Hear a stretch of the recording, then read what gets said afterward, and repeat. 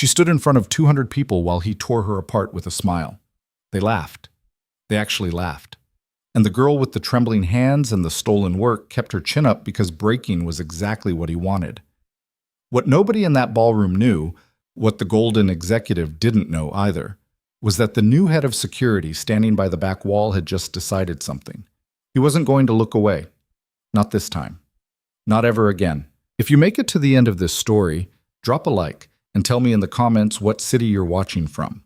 I want to see how far this story travels. The salt air hit Caleb Hunter in the face the moment he stepped out of the rental SUV, and for a second, just a second, he let himself feel it. 3 years since he'd been near the ocean. 3 years since he'd had a reason to be anywhere that wasn't a parking lot, a school pickup line, or the inside of a cheap apartment in Bakersfield. He squinted against the sun bouncing off the white stucco walls of the resort and told himself to focus. Focus was the only thing that had kept him and Lily alive. "Mr. Hunter?" He turned.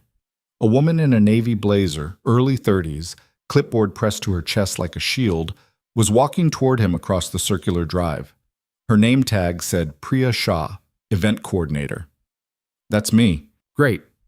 Welcome to the Azurian. I'm Priya. I'll be your point of contact for the next 5 days." She gave him a professional smile that didn't quite reach her eyes. She looked tired. She looked like someone who'd already been here too long. "Your badge, your radio, your access card. The executive wing is on the east side. Please don't lose the card. We can't make replacements on site." "Copy that." Her eyes flicked over him. The plain black t-shirt, the dark jeans, the duffel bag slung over one shoulder, the folded blazer draped over his arm. She was doing the math people always did when they met him for the first time. Military? Cop? Something worse? He let her do it. He'd learned a long time ago that letting people reach their own wrong conclusions was faster than correcting them. "You came recommended by Marcus Leeds," Priya said, as they walked toward the lobby. "Yeah, Marcus and I worked detail together a few years back. He said you were the calmest person he'd ever met in a crisis." Marcus exaggerates. "He said you got shot once and asked for water before an ambulance." Caleb smiled, just barely. "That one he's telling, right?" She laughed, and some of the tiredness went out of her face.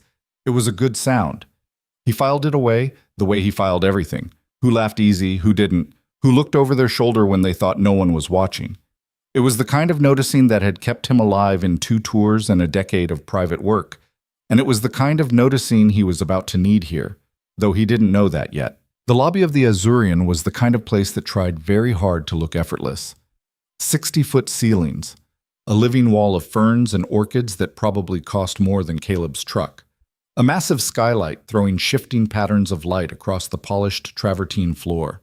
Somewhere, discreetly, a string quartet was playing something that sounded expensive and meant nothing. "Halcyon Systems takes over the whole property for the retreat," Priya was saying. "Every guest for the next 5 days is either an executive, a senior employee, or corporate-approved staff. 212 people. You'll have 6 security personnel under you, all contracted through our resort service, plus 3 of Halcyon's own." "Who's running Halcyon's internal team?" "A man named Victor Kessler. Good luck with him." She said it lightly, but she didn't look at him when she said it. "Noted." She stopped at the reception desk and tapped her pen against the marble. "Last thing. The CEO, Mr. Ardent, is a little intense. And Damian Crow, the executive vice president, is the one most of your day-to-day orders will route through. If he tells you to do something, just do it. Don't argue. Don't even look like you're thinking about arguing. It goes easier that way." Caleb looked at her. "Goes easier for who?" Priya opened her mouth, closed it, pretended to check something on her clipboard. "Welcome to the Azurian, Mr. Hunter," she said. He unpacked in less than 10 minutes. He always traveled light. A few shirts, 2 pairs of pants, a shaving kit, and the framed photo of Lily he put on every nightstand in every hotel room he'd ever stayed in. She was 4 in the picture, grinning with 2 missing teeth, holding up a drawing of what was either a cat or a horse or possibly a raccoon. She was 6 now. She told him last week that the picture was embarrassing and he should get a new one. He hadn't. He called her before he went downstairs. "Daddy? Hey, Bug. Are you at the fancy place yet?" "I'm at the fancy place." "Is there a pool?" "There's 3. 3? The outrage in her voice could have leveled buildings. I want to see. I'll take pictures tonight, okay? Okay, Grandma made pasta and she put peas in it. You love peas. I used to love peas. I'm different now. You're different now. Yeah. Bug, I gotta go work. I'll call you before bed. Daddy? Yeah? Don't forget to eat. He laughed. He couldn't help it. Who's the parent here? Me, she said firmly, and hung up. He sat on the edge of the bed for a minute, phone still in his hand, staring at the wall. The thing about having a kid was that it didn't fix you. He used to think it would. He used to think that when she was born, everything broken in him would knit back together because now there was a reason. But it didn't work like that. What it did was give him a direction, a thing to point at, something to live toward instead of away from. And that, it turned out, was enough. He stood up, clipped his badge to his belt, and went downstairs. The opening reception was in the main ballroom, and Caleb found a spot against the back wall where he could see every door and most of the room. He'd walked the perimeter twice before guests started arriving, noted the 2 fire exits the staff used, the service corridor behind the kitchen, the cliffside stairway that led down to the private beach, and was, he thought, the single worst maintained piece of infrastructure on the property. The railing along the second landing wobbled when he leaned on it. He made a note to flag it to Priya. Now he stood with his arms folded loosely, his blazer on over the black t-shirt, a small earpiece in his left ear, and watched 200 of the most expensively dressed people he'd ever seen in his life work a room. He spotted the CEO first. Ardent, 60s, silver hair, the kind of rumpled expensive suit that said, "I don't have to try." He was the still point in the middle of the room, the gravity well. People drifted toward him and away and drifted back. He smiled at everyone and listened to no one. Then, Damien Crowe. Caleb clocked him before anyone pointed him out. You didn't need an org chart for a guy like Damien. He wore it. Early 40s, tall, good-looking in the way magazines teach you to recognize. A watch that probably cost more than Caleb's year. He moved through the crowd like a man who'd been told his whole life he was the most interesting person in any room and had come to agree. He had a hand on every shoulder, a joke for every cluster, a laugh that was just loud enough to make heads turn. Charming. Caleb noted the word and noted his own distrust of it. Charm was a tool. He'd learned early to ask what it was being used to pry open. And then there was the woman. She was standing near one of the tall windows, alone, holding a glass of white wine she wasn't drinking. Late 20s. Dark hair pulled back in a low knot. A navy dress that wasn't trying to compete with anybody else's. She had one of those faces that went still when it wasn't being looked at. Not blank, just working, like there was a whole machine running behind her eyes.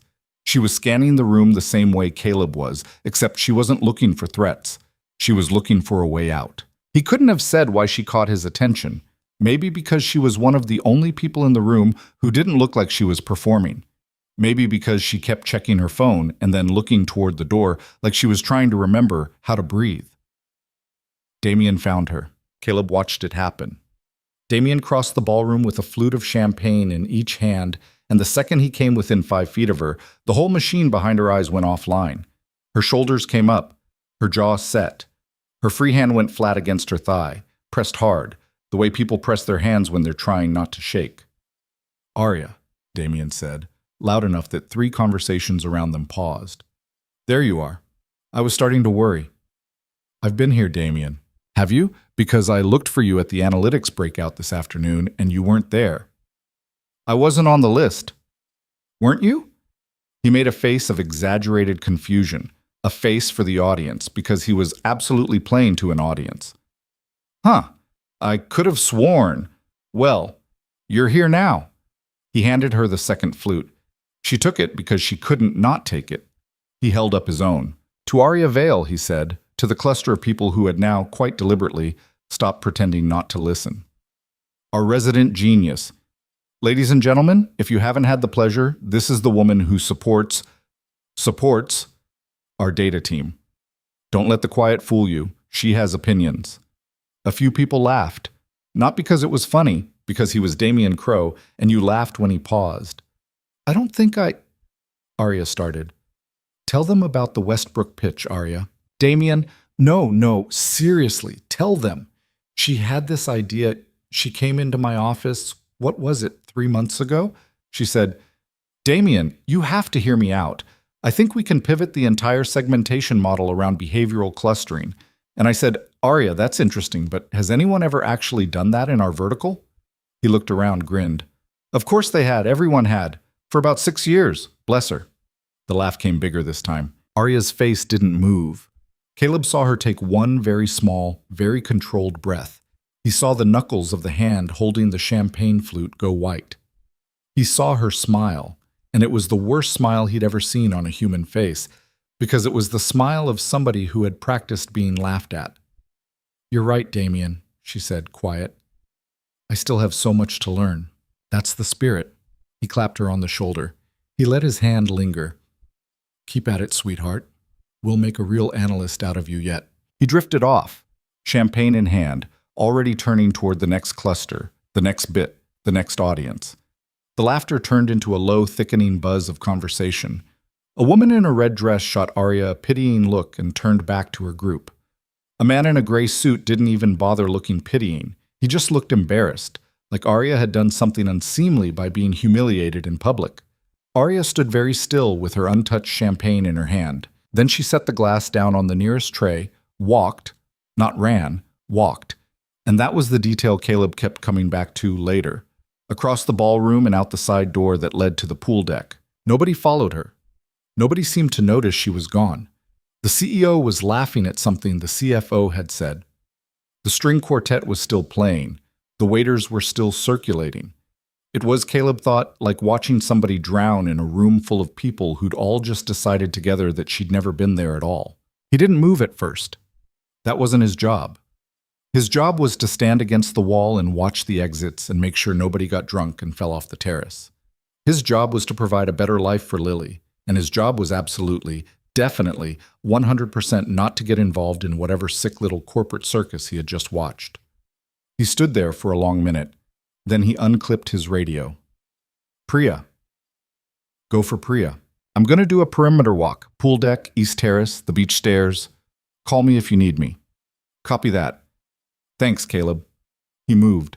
What? He found her sitting on a lounge chair at the far end of the pool deck, past the cabanas, in the dark. The pool lights glowed cold and blue behind her. The ocean was a black sheet beyond the low stucco wall.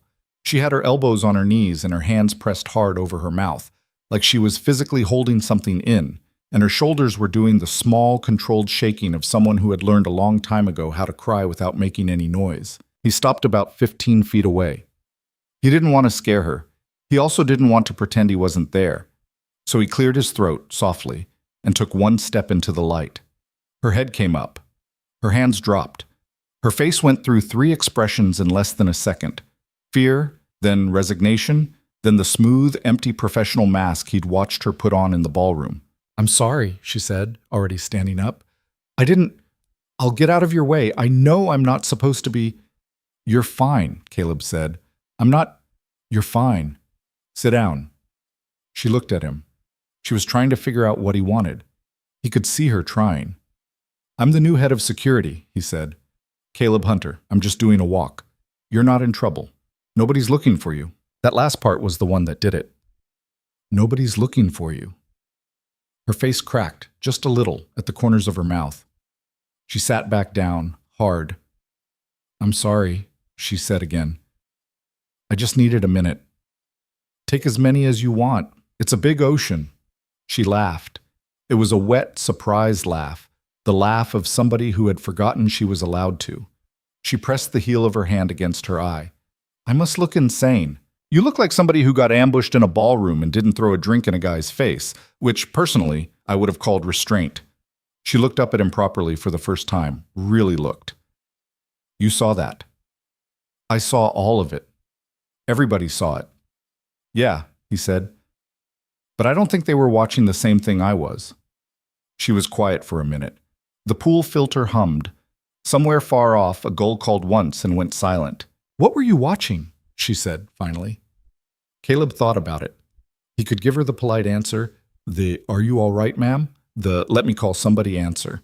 That was the answer that kept his head down and his paycheck coming and his daughter in the private first grade she liked so much. That was the smart answer. I was watching a guy who enjoys it, he said. I've met a lot of mean people. Mean is usually about something else. Fear, mostly.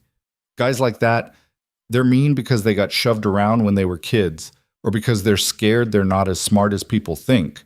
But that guy in there, he likes it. Hurting you was the point. The joke was the wrapper. Her mouth opened a little. That's not security talk, she said. No, ma'am, it's not. Nobody talks to me like that here? Well? He shrugged. I just got here. She stared at him. There was something building behind her eyes, some pressure she'd been carrying for so long she didn't know what to do with it. Now that somebody had, for 5 seconds, named it out loud. He watched her try to tuck it back in. He watched her fail. I have to go, she said, standing again, grabbing her little clutch purse off the chair. I have an early breakout. Thank you, really. Thank you for checking, but I'm fine. Ms. Vale. She stopped. He didn't know what made him say the next part.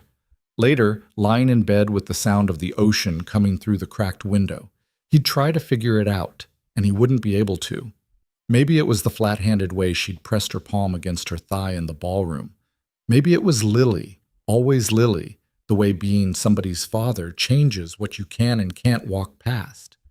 Maybe he just liked her face. If anything happens this week that you don't feel right about, he said, anything at all, you find me. I don't care what it is. You find me. She looked at him for a long, long moment. You don't know me, she said. No, ma'am. Then why are you saying that? Caleb thought about it. Because somebody should have, he said. She made a small sound in her throat. Not a word, not quite a sob, something in between, and walked past him, fast, not looking back, heels tapping on the travertine all the way to the side door. The door sighed shut behind her. The pool filter hummed. The ocean kept breathing in the dark. Caleb stood there for a long time before he moved. But her name was Arya Vale, and he pulled her file the next morning. He wasn't supposed to. Head of security had access to personnel only in case of incidents, theft, harassment complaints, medical. He told himself he was vetting her because she'd had what looked like a panic episode on the property. Technically, true. Mostly a lie. She was 28, BS in computer science from a state school he'd never heard of, MS in applied statistics from one he had, joined Halcyon Systems 4 years ago as a junior analyst, promoted twice in the first 18 months, then nothing.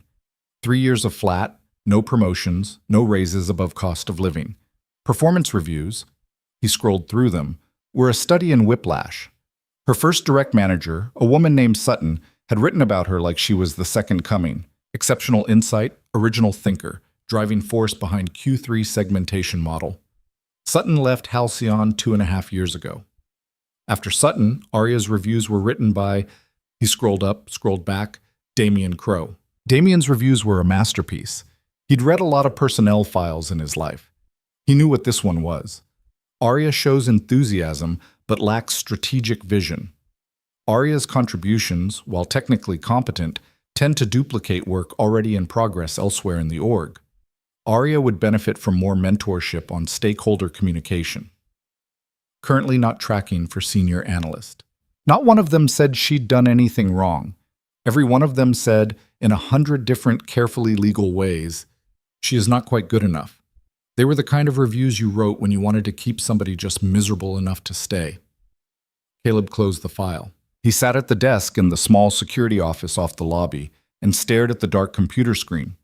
His reflection looked back at him, a tired man in his 30s with a scar through one eyebrow and the kind of still, watchful face people found either comforting or unnerving, depending on which side of him they were on. This isn't your job, he thought. Lily, he thought, needs health insurance. Lily needs the orthodontist in 2 years. Lily needs the after-school program that costs $400 a month that you just barely started being able to afford. Keep your head down. Walk the perimeter. Fix the cliffside railing.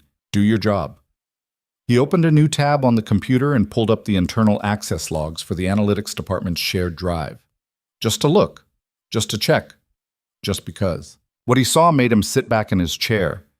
Because over the last 18 months, someone had been logging into Aria Vale's work files on a second account, at hours she wasn't on the clock, and copying documents. Someone with executive access. He couldn't see the account name from his level. It was masked. But he could see the access pattern. Every time Aria submitted something new, this shadow account was in her drive within 48 hours. Caleb stared at the screen. Then he did the single dumbest, most unprofessional, most career-ending thing he had done in the 4 years since he'd gone legit. He took a picture of the screen with his phone. Bomb? Hunter, there you are. He looked up from the hallway outside the conference rooms where he'd been stationed for the afternoon sessions. Damien Crowe was walking toward him fast, a paper coffee cup in one hand, a thin smile on his face. The smile didn't reach any part of him that mattered. Mr. Crowe, Damien, please. We're all friends here. Damien stopped about 2 feet closer than was comfortable. It was a move. Caleb had seen it in bars, interrogation rooms, and once, memorably, from a warlord's cousin in Mosul. Step into a guy's space and see what he does.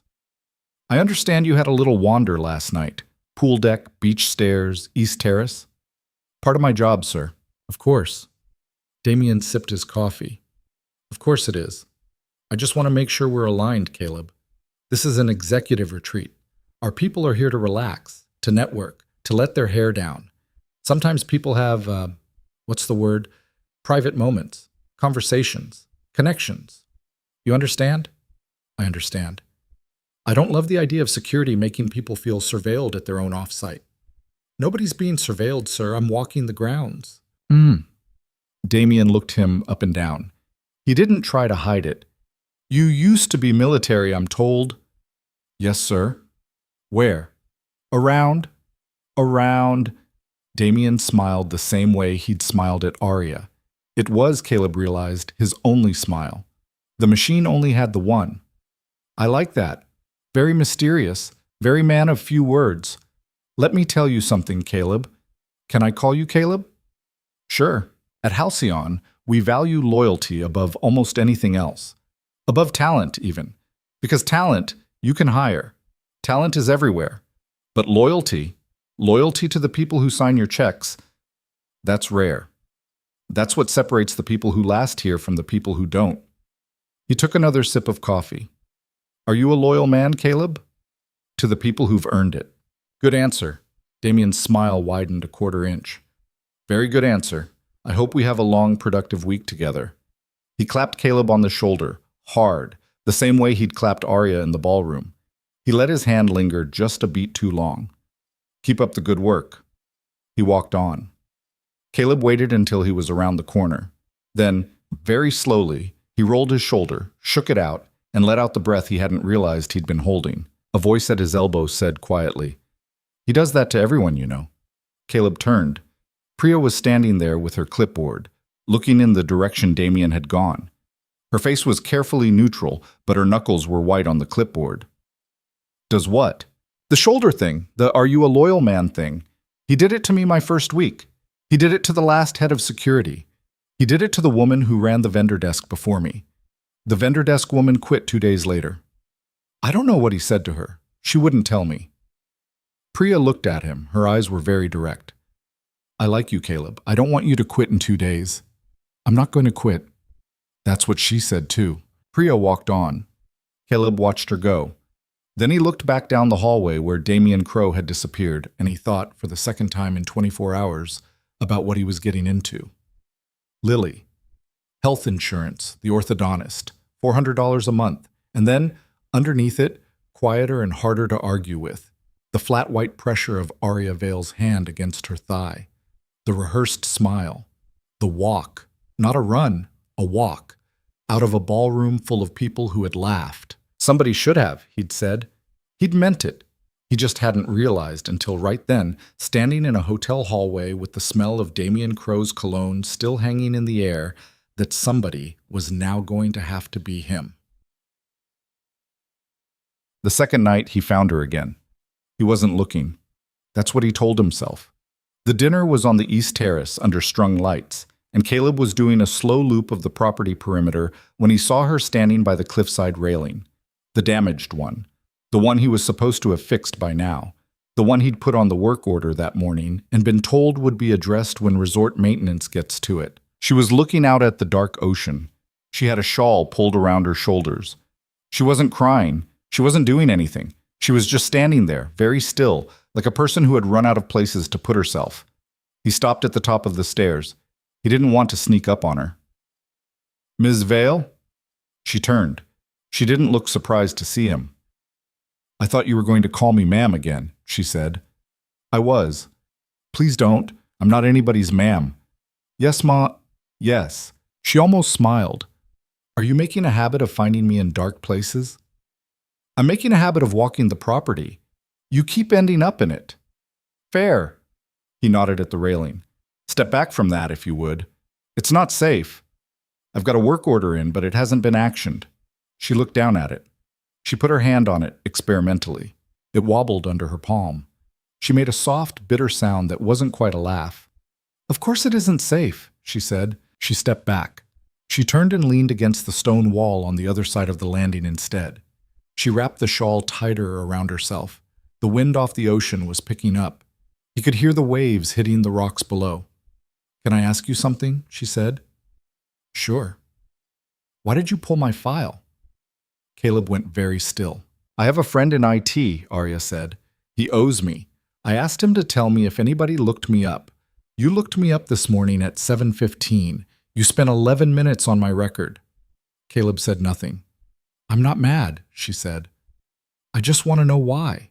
He looked at her, at the shawl, at the wind moving a piece of hair across her forehead, at the fact that she was standing here, alone, in the dark, on a cliff, at a company retreat where a man had laughed at her in front of 200 people the night before, and nobody had told him to stop.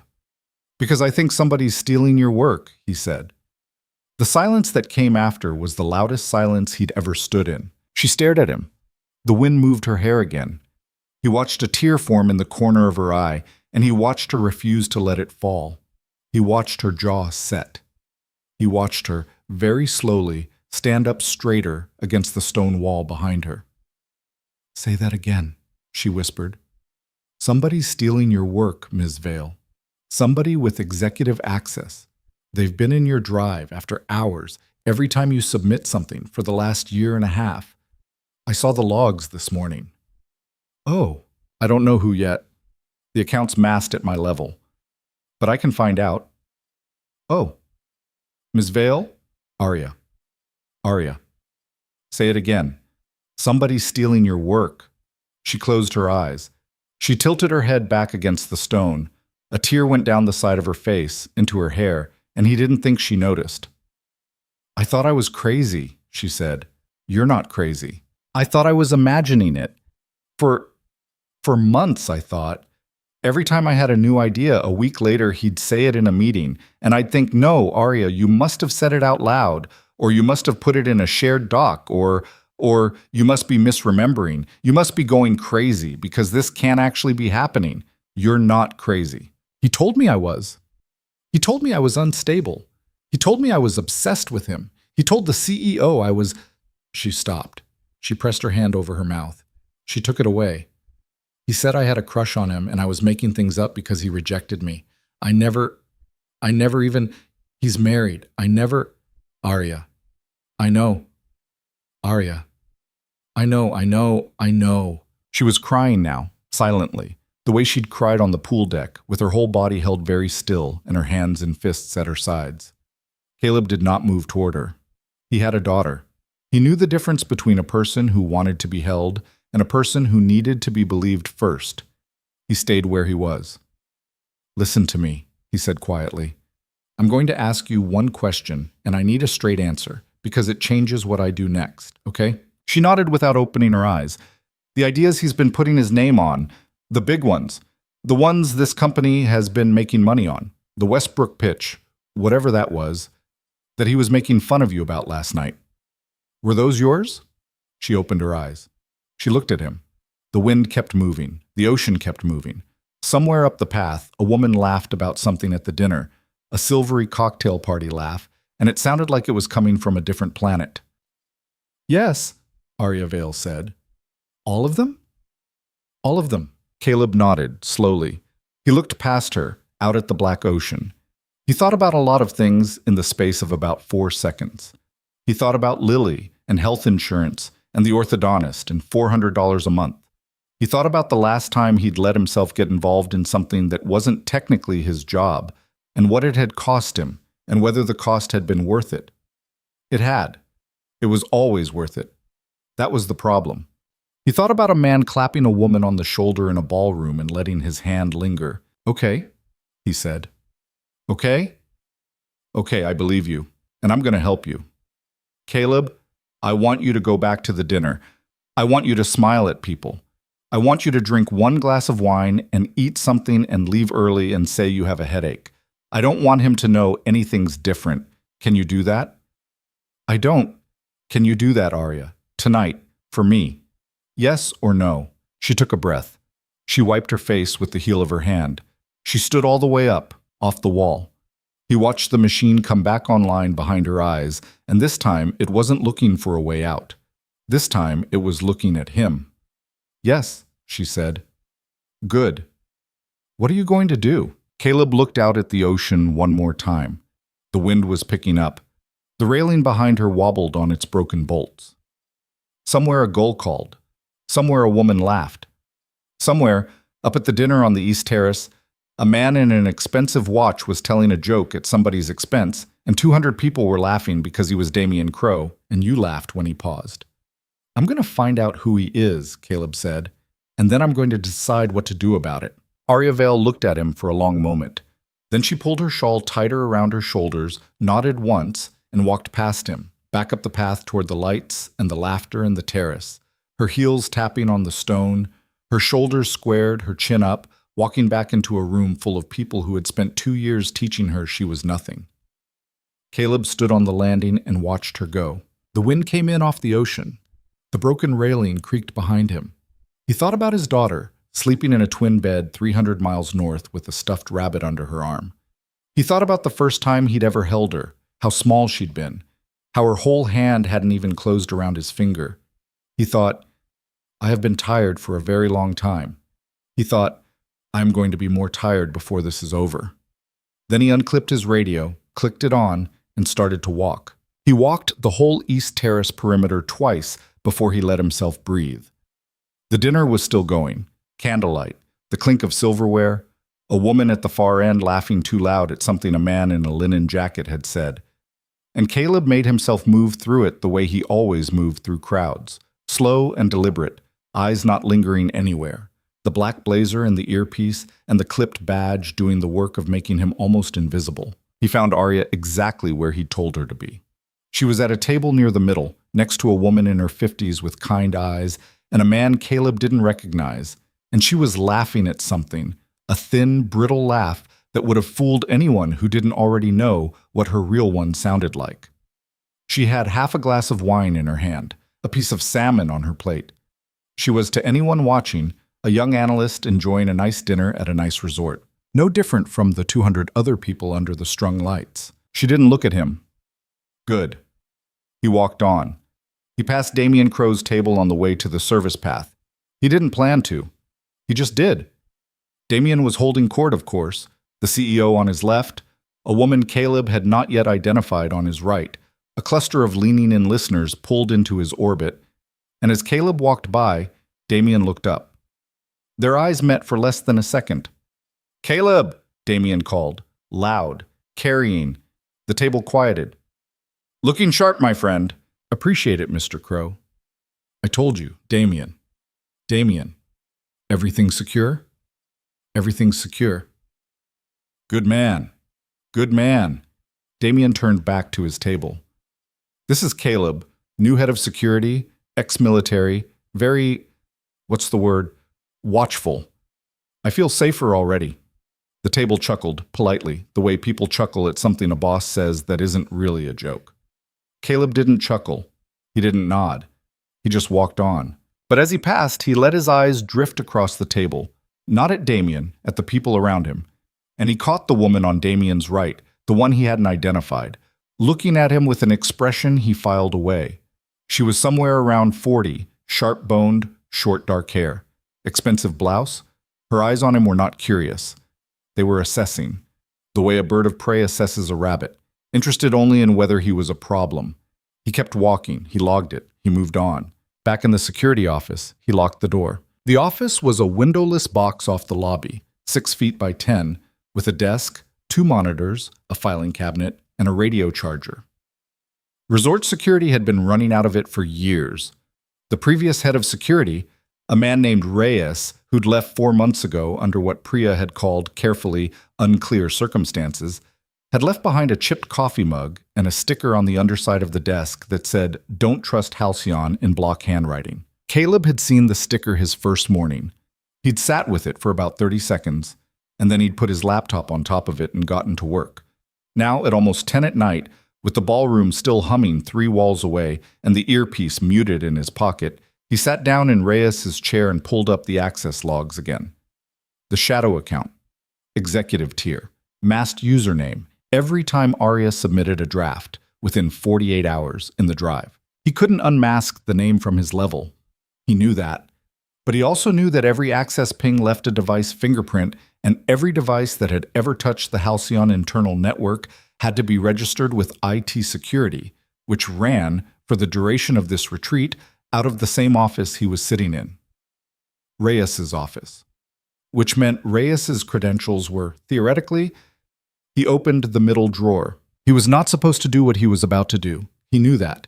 He knew it with the part of him that had spent 4 years being very, very careful, the part that had stood in family court 3 years ago and sworn, under oath, that he understood the responsibility of sole custody and he would not, under any circumstances, do anything that put his employment or his stability at risk. He also knew that he was going to do it anyway. The credentials were in a sticky note, not in the drawer, taped to the underside of the drawer, where somebody checking a desk would miss them. r.reyes/temppass_October 24th. Rotate me, you idiot. Reyes's own handwriting, Caleb guessed. Reyes had left, and nobody had rotated the password. Nobody had thought of it. Nobody had cared. He typed them in. They worked. He sat there for a second staring at the screen. Then he went looking for the device fingerprint attached to the shadow account. It took him 20 minutes. It was, in the end, not even hard. The device that had been logging into Arya Vale's drive for 18 months was a company-issued MacBook, asset tag HLN-EX-0044, assigned to an executive named... He stopped. He read it again. He read it a third time. The MacBook was assigned to Margaret Whitlock. He did not know the name. He pulled up the org chart. He scrolled. He found her. Margaret Whitlock, Chief Strategy Officer, Halcyon Systems. 5 years at the company. Reported directly to CEO Arthur Ardent. Office on the top floor. On the retreat attendee list, he tabbed over, at table 6. Damien Crow's table. Short dark hair, sharp-boned, expensive blouse. The woman who had looked at him like he was a rabbit. He sat back. He thought about it for a long time. Damien Crow was not the thief. Or more precisely, Damien Crow was not only the thief, the man in the ballroom doing the laughing and the humiliating, the man with the champagne flutes and the lingering hand. He was the face of the operation. He was the one who stood up in meetings and delivered Arya's ideas in his own voice. But he was not the one logging in after hours. He was not the one pulling the files. The real access, the real extraction, was happening 1 floor up the org chart through a woman who had, in 5 years at Halcyon, risen faster than anybody else in the company's history. Damien was the front. Whitlock was the architect. Caleb sat with that for a while. It changed things. It changed things a lot.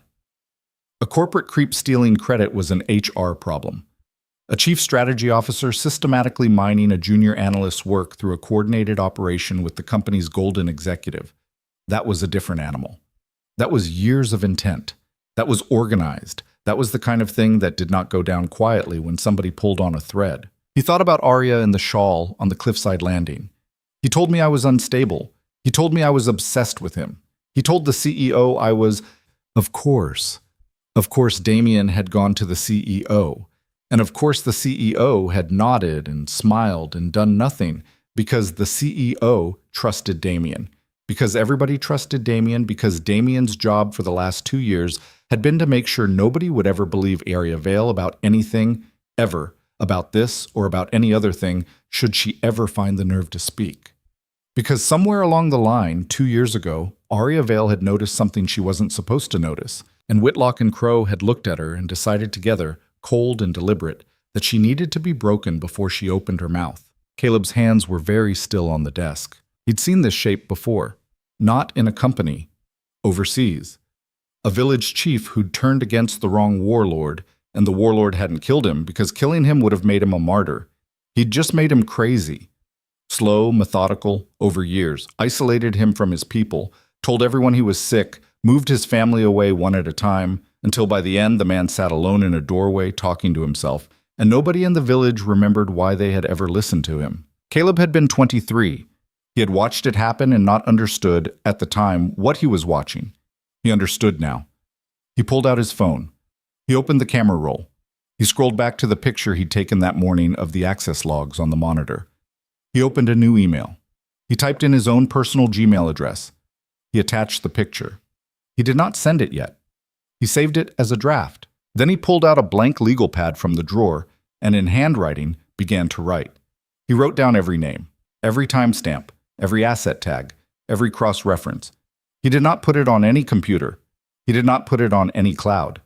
He wrote it the way his first training instructor had taught him to write things when he wanted them to survive. In pencil, on paper, in a form that could be folded into a boot and forgotten about for 6 months and still read. By the time he finished, it was almost midnight. His phone buzzed. He looked at it. It was a text from a number he didn't recognize. One line. "Are you still awake? A." He stared at it.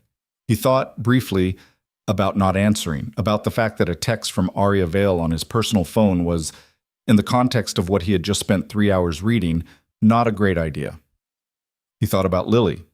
He thought about the orthodontist. He typed back, "Yes. Are you okay?" The 3 dots appeared. "I can't sleep. I keep thinking about what you said. Where are you?" "My room, 417. He did not go to her room. He had been in this line of work long enough, and he had thought about his daughter long enough, and he knew enough about how rooms at work retreats looked from the outside in the morning to not go to her room. He typed, "Meet me at the lobby coffee bar in 10. Bring your laptop. Act like you couldn't sleep. Don't look for me. Sit alone. I'll come to you." A pause. Okay. He closed the phone.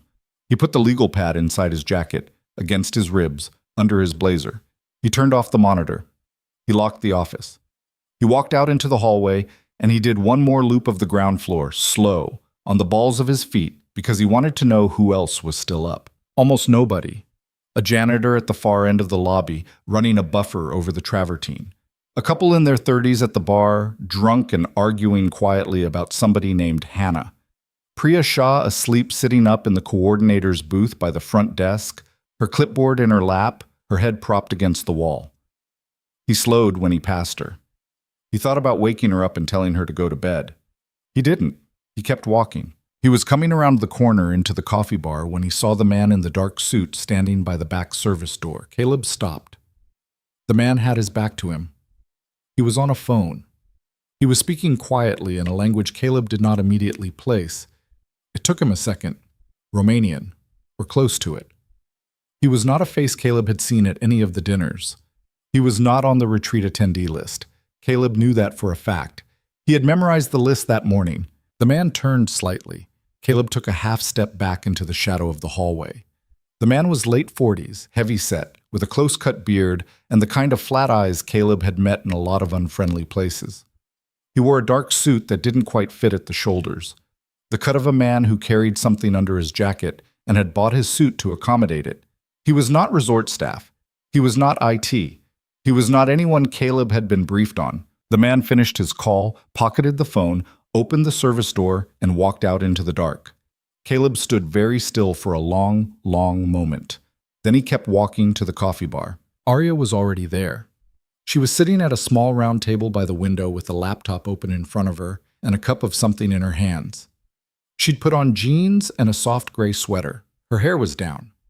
She looked, he thought, less like somebody's humiliation, and more like a person again, which was both a relief and a warning, because person meant she could be hurt in ways humiliation could not. He ordered a coffee at the counter.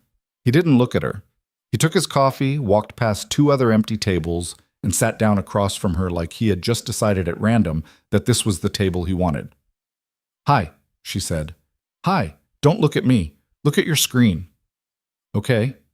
She looked at her screen. "Are you okay?" he said. "No." "Okay. But I'm here." "Yeah, you are." He drank half his coffee in one go. It was terrible. He didn't care. He set the cup down and leaned back a little, casually, like somebody making small talk with a colleague he'd bumped into at a hotel coffee bar at midnight. "I found out who's been in your drive," he said. Her hand stopped on the keyboard. "Keep typing," he said. She started typing again.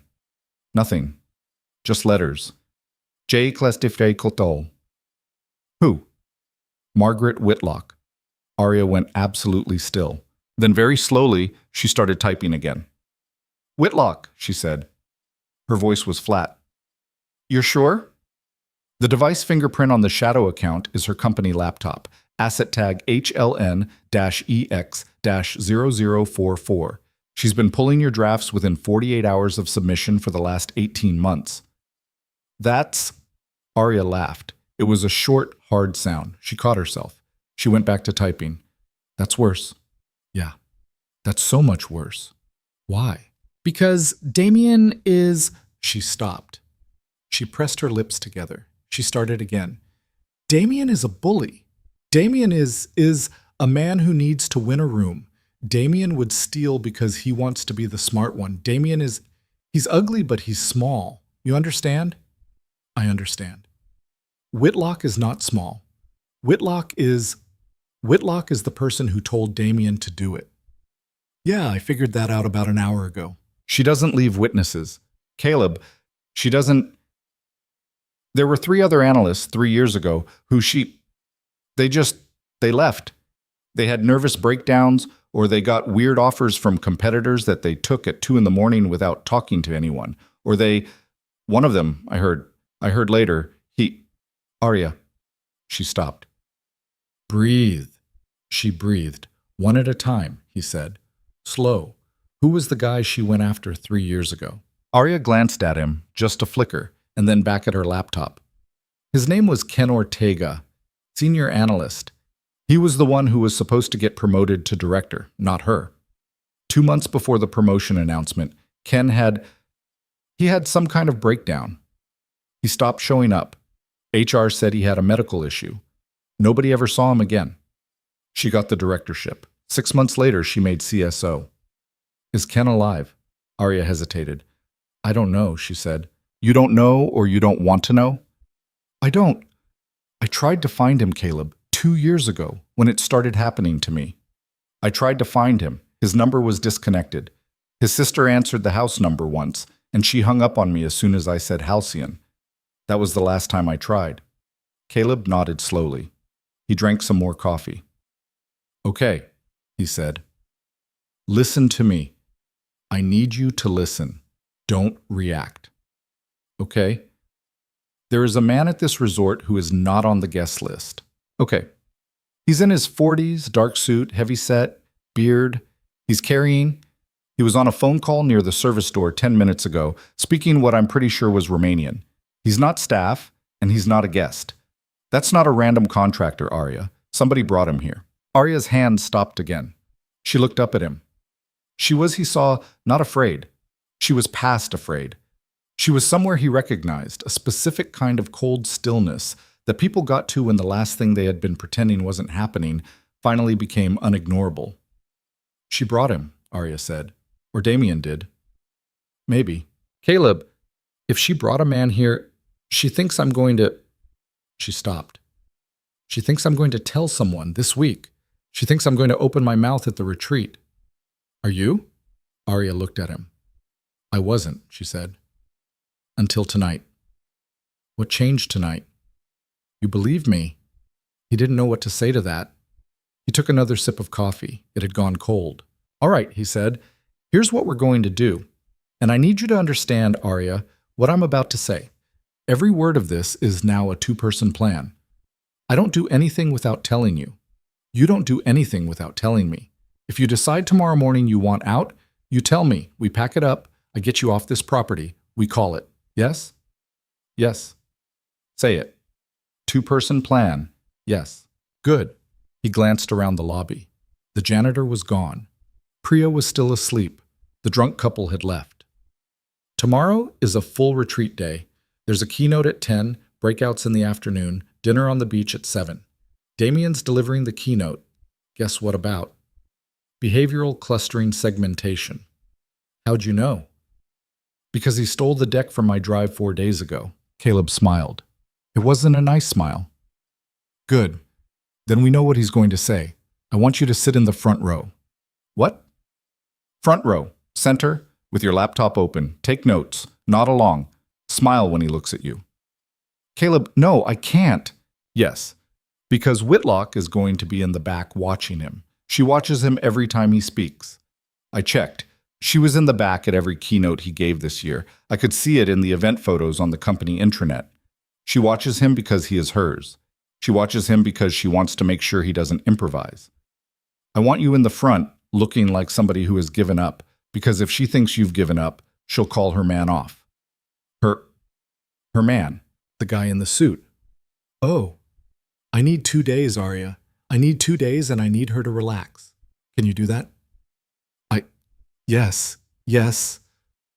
While you're smiling at Damien, I'm going to get into her laptop. Arya stopped breathing. You are insane. Probably. You're going to get fired. Probably. You're going to get... She stopped herself. Yeah, he said quietly. Probably that too, which is why I'm going to be very careful. Tell me everything you know about Margaret Whitlock's habits. Where she sleeps, where she eats. Does she travel with her laptop? Does she leave it in the room? Does she use a biometric? Where does she go between sessions? Does she drink? What does she do when she's nervous? Arya thought for a minute. She sat up straighter. The machine behind her eyes, the one Damien had spent 2 years trying to break, came all the way online. Caleb watched it happen and felt, for the first time since he'd arrived at this resort, something that was not quite hope, but was at least directly pointed at it. She has the penthouse on the south side, Arya said. She always gets the penthouse. She has a routine. She does a morning swim in the private pool at 6:30. It's on a key card. Only she has access. She takes her laptop everywhere except the pool. In the pool, it stays in the penthouse because she doesn't trust the cabana staff. She comes back up at 7:15. That's her one window. How long is her swim? 45 minutes. Sometimes an hour if she's stressed. She's going to be stressed. She's going to be very stressed. Biometric? Fingerprint unlock on the laptop. Damn. But, Caleb, wait. She doesn't log out of the internal system. She just closes the lid. Everybody does it. If you opened it while the system was still logged in, the lid unlocks when you open it. If she hasn't rebooted. She hasn't rebooted in how long? I don't know, but she rarely does. I've sat in meetings where her laptop has been on for 3 weeks. Okay. Caleb, the pool is on the 4th floor of the South Tower. Her penthouse is on the 5th. There are cameras in the hallway. I run the cameras. She stared at him. Oh, she said. Oh, right. Yeah. Okay. One more thing. What? The guy in the suit. If he's not on the guest list, he's either sleeping in Whitlock's room or he's sleeping off property. If he's off property, he's got a car somewhere. I want to know where that car is. That's tomorrow's job. I'll do that. What do I do? You smile at Damien for 40 minutes and you eat lunch and you take a nap in the afternoon. Caleb, You take a nap, Arya. You have not slept. You are going to need everything you have by tomorrow night. Please, take a nap. She looked at him. She closed her laptop. She didn't say anything for a moment. Why are you doing this? She said finally. It was the second time she'd asked him a version of that question. He'd had 24 hours to think of a better answer. He hadn't found one. I have a daughter, he said. I know. I saw the photo on the company form. You looked me up too. Of course I did. He almost laughed. Her name is Lily, he said. She's 6. She's she's the entire reason I take a paycheck at all. I moved across the state to take this job. I moved her away from her grandmother's house in Fresno, out to Bakersfield, because Halcyon pays 3 times what the last security gig did, and it came with a benefits package. Caleb, let me finish. I took this job because I wanted her to have orthodontics. I took this job because I wanted to put her in an after-school program with art teachers and a music room, because when I was a kid, I didn't have those things. And I spent a long time thinking the reason my life was the way it was because nobody had taught me how to want something gentle. I was going to walk in here, stand against the back wall, collect a paycheck for 3 years, and walk out and send her to whatever middle school she wanted. He stopped. He looked down at his empty coffee cup. But my daughter's going to grow up, he said, and she's going to be somebody's Aria someday. And somebody somewhere is going to decide whether to look away or not. And I don't want her to live in a world where every single time the answer is look away. I cannot live in a world where every single time the answer is look away. I tried. I tried for about 4 years. It didn't take. Aria's eyes had filled up. That's not a security guard answer, she said quietly. No, Ma. No, it isn't. That's the answer of somebody who is going to get in trouble. Yeah. Caleb. Aria. Don't get in trouble for me. He looked at her then, really looked at her, across the little round table with its candle and its cheap sugar shaker and its folded cocktail napkin. I'm not getting in trouble for you, he said. I'm getting in trouble with you, different thing. Now close your computer and go to bed. She closed her computer. She stood up. She picked up her cup. She hesitated. Caleb. Yeah. Thank you. Go to bed, Aria. She went to bed. He sat there for another 20 minutes. He watched the lobby. He watched the service door. The man in the dark suit did not come back. At 12:40, he got up, walked over to Priya Shah, shook her gently awake, and told her to go to her room. I'm fine, she mumbled. I just need to... Priya, go to your room. I've got the floor. She blinked at him. Sleep drunk, she said, You're a nice man, Caleb. Not really. No, you are. I can tell. Go to bed. She went. He locked the security office. He went to his own room. He set an alarm for 5:30. He lay down in his clothes. He thought about calling Lily and decided it was too late. She'd be asleep. Her grandmother would be angry. He pulled up the photo on his phone instead, the 6-year-old with the missing teeth, the drawing of the raccoon, and he looked at it for a long time in the dark before he closed his eyes. He dreamed about a village in a country he hadn't been to in 12 years. He woke up before the alarm. At 5:45, he was at his desk. At 6, he was watching the hallway camera on the 5th floor of the South Tower. At 6:28, Margaret Whitlock came out of the penthouse in a black swimsuit and a white wrap, with a towel over her arm and no laptop in her hands, and walked to the elevator. The elevator went down to the 4th floor. She walked out, badged into the private pool, and disappeared. Caleb checked his watch. He stood up. He walked out of the security office and across the lobby and into the South Tower elevator, badge on his belt, clipboard in his hand, face arranged into the polite, slightly distracted expression of a man doing a routine check. The elevator took him to the 5th floor. He walked down the hallway. The hallway camera was on his own feed. He was, technically, the only person on the property who could watch himself do what he was about to do, and also the only person who could delete the footage afterward. He stopped at the penthouse door. He pulled out the Universal Resort maintenance key he'd signed for on his first day, the one he had legally every right to carry and illegally absolutely no right to use right now. He keyed the door. It clicked. He went in. He did not turn on the lights. The penthouse was enormous, all glass on the ocean side, the gray pre-dawn light enough to see by. The bed was unmade on one side only. There was a coffee cup on the nightstand, a pair of reading glasses, a book. He glanced. A biography of a corporate raider from the 80s. Of course.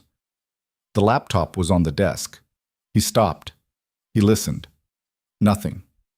Just the hum of the mini-fridge and, faintly, the sound of the ocean through the closed, sliding door. He walked to the desk. He sat down in the chair. He took a breath. He opened the laptop. The screen came alive. It was logged in.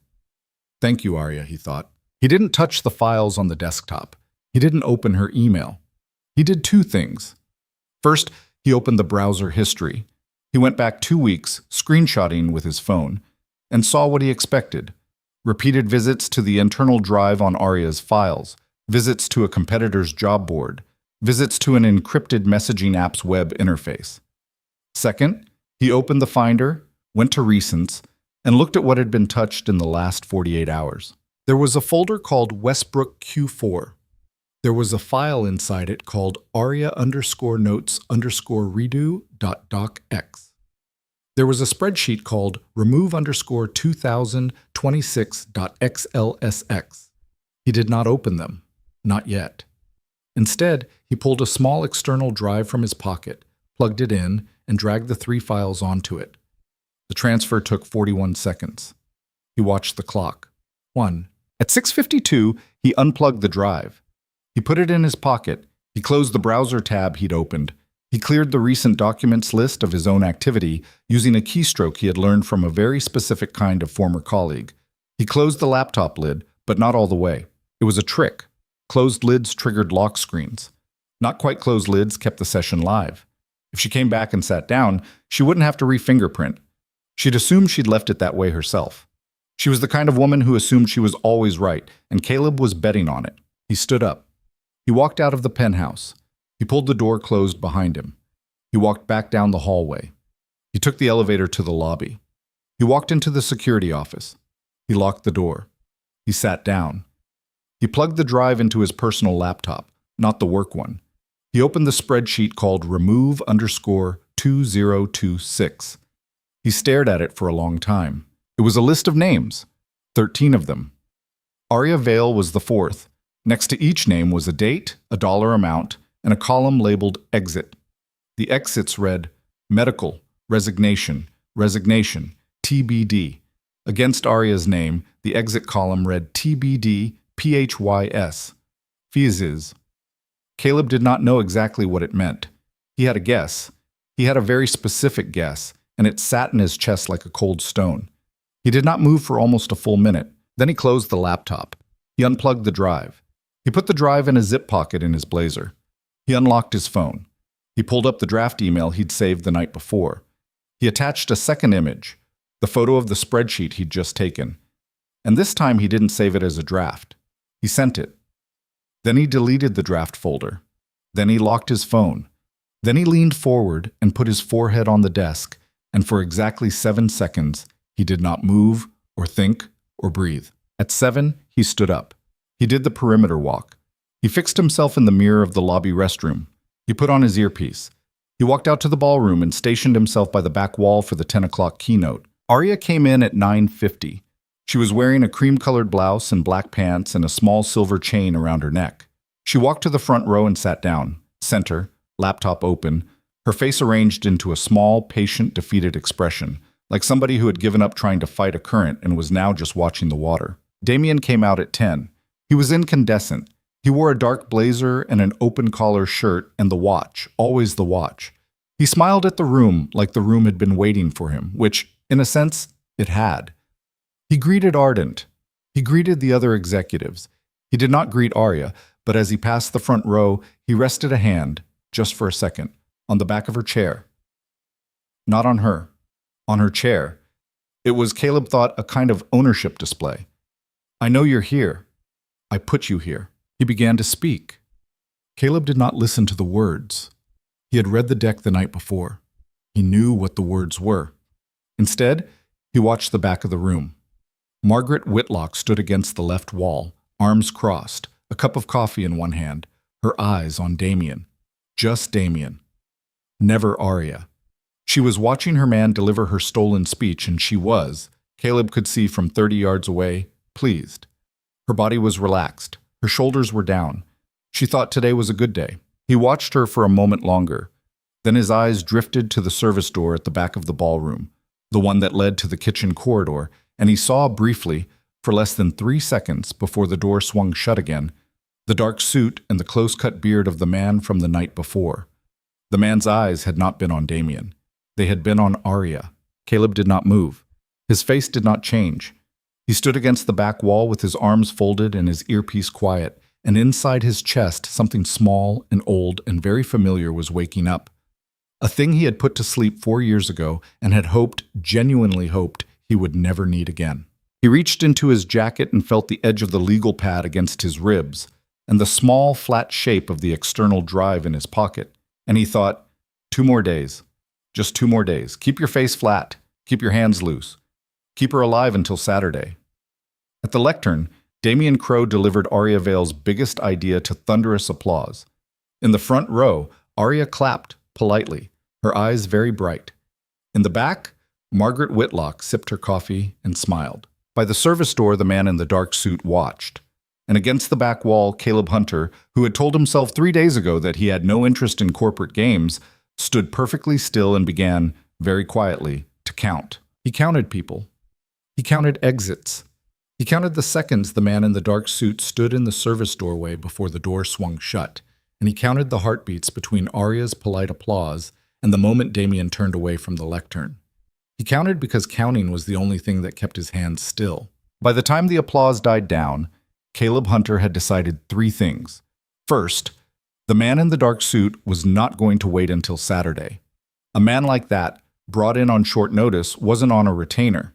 He was on a timer. Second, Margaret Whitlock's calm this morning was not the calm of a woman who was waiting. It was the calm of a woman who had already given the order. Third, whatever PHYS meant in that spreadsheet, it was going to happen at this resort, probably tonight, probably on the cliff path or the beach stairs, probably dressed up as an accident. He had 2 days. He did not have 2 days. He had maybe 14 hours. The keynote ended. People rose, clapped again, started drifting toward the coffee bar at the back of the ballroom where trays of pastries and fruit were laid out. Damien came off the stage to a small receiving line. The CEO, 2 board members, a cluster of senior staff, and shook hands and laughed and accepted compliments with the easy, slightly exhausted grace of a man who is used to being told he was brilliant. Aria stood up in the front row, folded her laptop under her arm, turned and made her way up the center aisle toward the coffee bar. Head down, not hurrying, not dawdling. Whitlock from the back wall tracked her. Caleb watched Whitlock watch Aria. He watched her eyes follow the cream blouse up the aisle and into the knot of people by the pastries.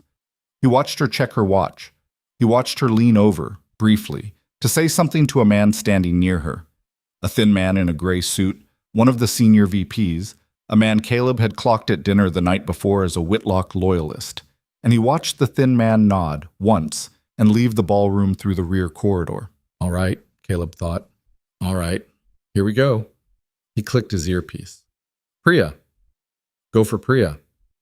I need the afternoon breakouts running without me. I'm pulling for personal reasons for the next 2 hours. I'll be back by 3. Everything okay? Dentist thing. Tooth's been acting up. Gonna run into town. Oh, God. Yeah, go. I've got it. Thanks. He killed the mic. He did not have a tooth problem. He had never had a tooth problem in his life. But if anybody pulled the radio logs later, there would be a reason he had gone off perimeter for 2 hours, and it would not be a reason that made anybody suspicious. He pushed off the back wall and walked unhurriedly past the coffee bar. He did not look at Aria. She did not look at him. He walked out into the lobby, across the travertine, out the front doors, around the side of the building, through the service gate, and into the staff parking lot. He scanned the lot. 200 cars, rough count. Resort staff vehicles on the south side. Guest valets on the north. Vendor and contractor plates along the fence line. He found the car in under 4 minutes. It was a black sedan, late model, domestic, parked at the far end of the contractor row, under a pine tree. California plates. No rental sticker. Tinted windows. An air freshener hanging from the mirror. The cheap pine tree kind. The kind a guy buys at a gas station when he wants to cover up the smell of cigarettes. On the dashboard, a folded receipt from a diner in Oceanside, 70 miles south. The receipt was from 2 a.m. The car wasn't the man in the suit's car, Caleb thought.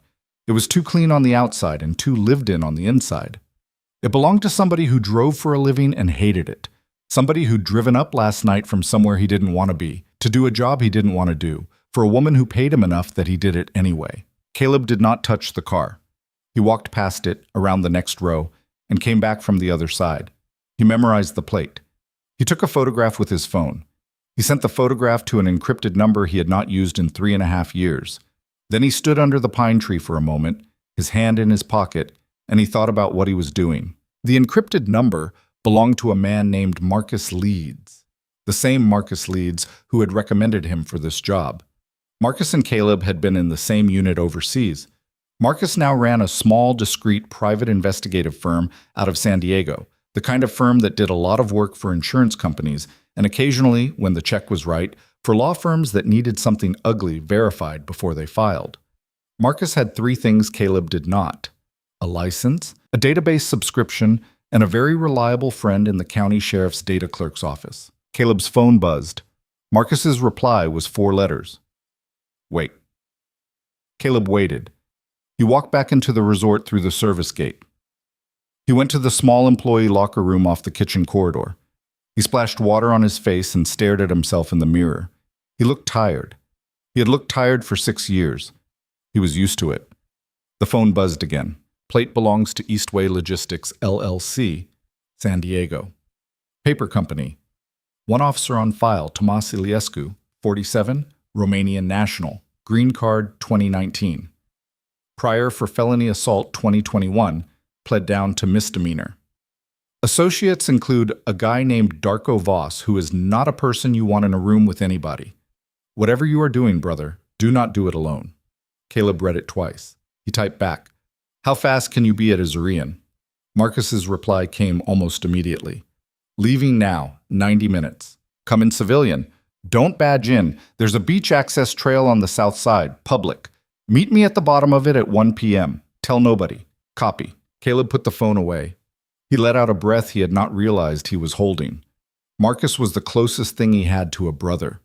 Marcus was also the only man on earth he would ever have called for this, because Marcus was the only person he knew who would drive 90 minutes on a Tuesday afternoon without asking a single question, on the strength of a 12-year-old promise Caleb had made to a man on a flatbed in a desert village. He went to find Arya. She was in the lobby coffee bar, sitting by herself at the same small table as the night before. She had a salad in front of her that she was not eating and a laptop open that she was not reading. Caleb made himself a coffee at the counter, grabbed a muffin he didn't want, and sat down across from her. "You good?" he said quietly, not looking at her. "I'm good." "You sure?" "I'm good."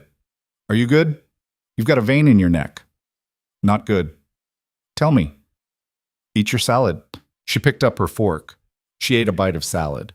Her hand was steady. He noted it. "The guy in the suit is named Tomas Iliescu," Caleb said. "He's a contractor. His company is a shell. He's been arrested once for assault. He's not here to scare you off, Arya. He's here to finish something." Arya set her fork down. "Eat," Caleb said. She picked it back up. "When?" she said. "My guess? Tonight, after the beach dinner, when the lights are down and people are drinking and the path back to the rooms is dark. He'll do it on the cliff path or the beach stairs. It'll look like a fall. That's the kind of thing that spreadsheet was setting up. TBDPHYS. Physical, Arya said. "Yeah. She planned for me to fall off a cliff." "She planned for you to fall off a cliff, yes." Arya picked up her water. She drank a sip. She set it down. Her hand still did not shake. "Caleb, I need to tell you something." "Okay." "This morning, before the keynote, I did something. I don't know if it's good or bad. I need you to tell me." "What did you do?" "I emailed myself everything." He looked at her. "Say more." "All of it. 2 years of drafts. Every time I noticed a date mismatch between when I finished a file and when Damien presented something that was mine. Every Slack message where I raised a concern with my old manager and she told me I was imagining things. Every performance review. I had it all in a private folder I kept on the drive. This morning, I zipped it and sent it to my personal Gmail. From the drive, Caleb. I used the internal network." Arya. "I know. That's... When did you do this?"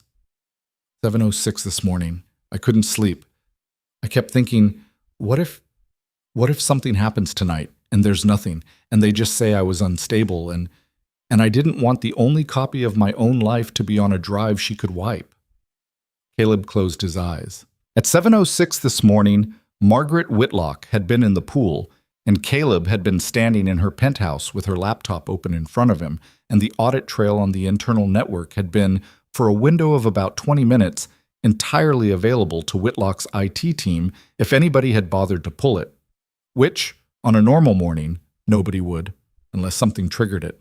A mass export from a junior analyst's account at 7 in the morning, the day before a scheduled PHYS, would trigger it.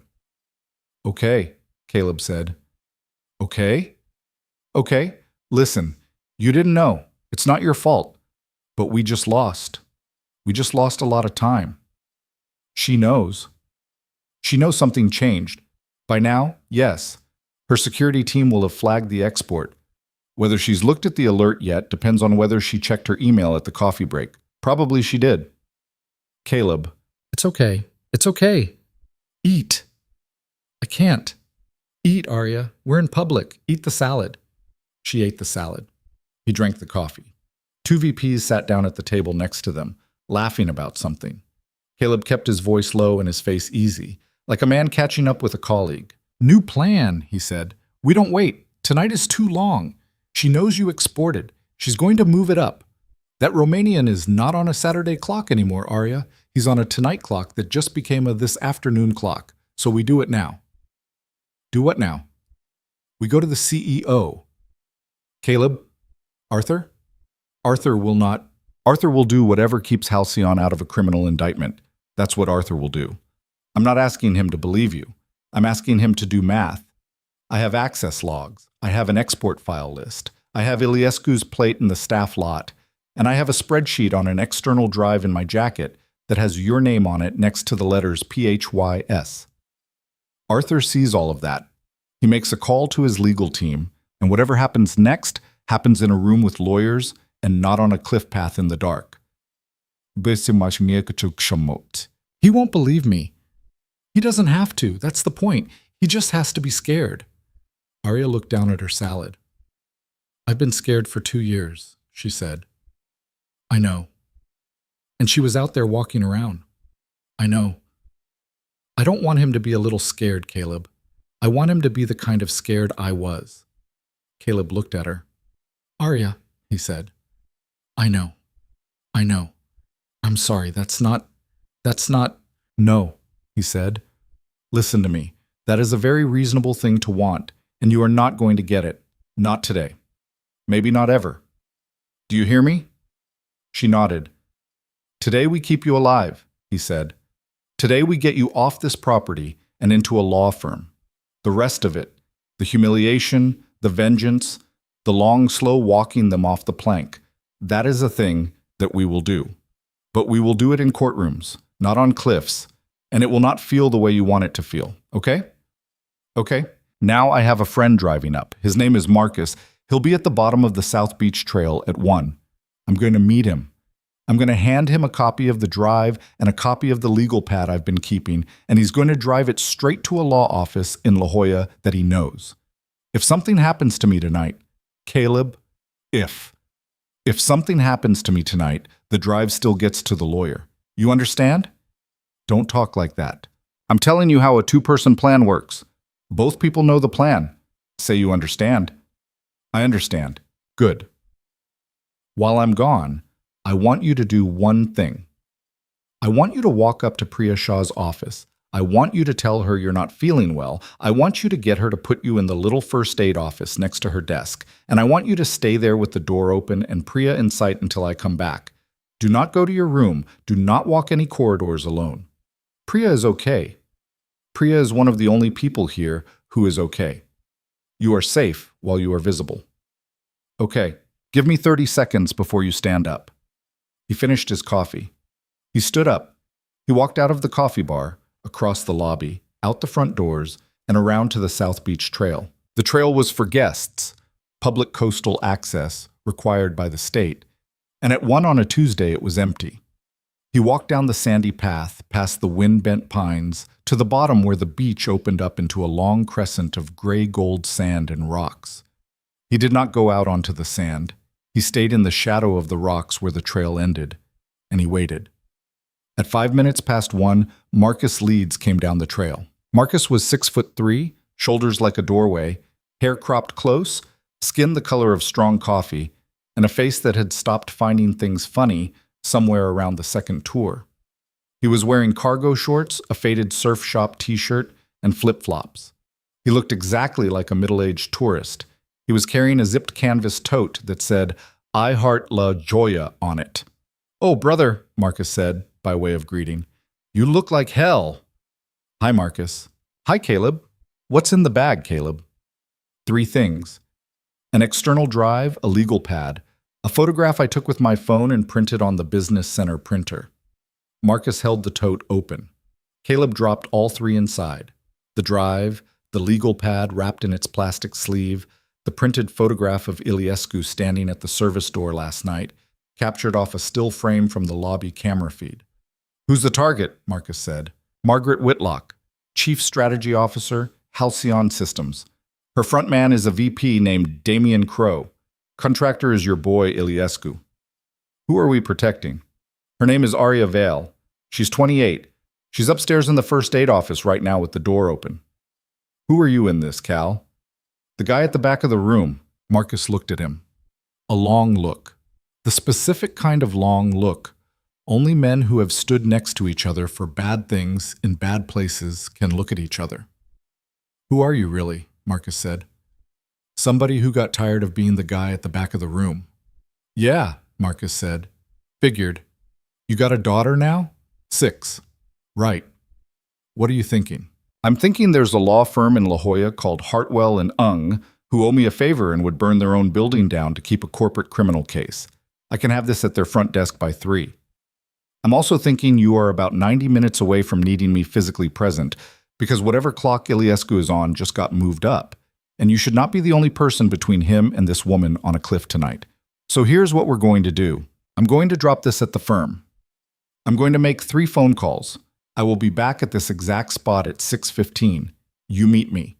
We walk up together. I have a concealed carry permit. I have a clean record. I have a retainer on file with Hartwell, and if Iliescu so much as looks at me sideways, I can put him on the ground legally, and so can you if you're standing next to me. You do not do this alone, Cal. You got that daughter." Marcus. "You got that daughter, brother?" "Yeah." "Say it."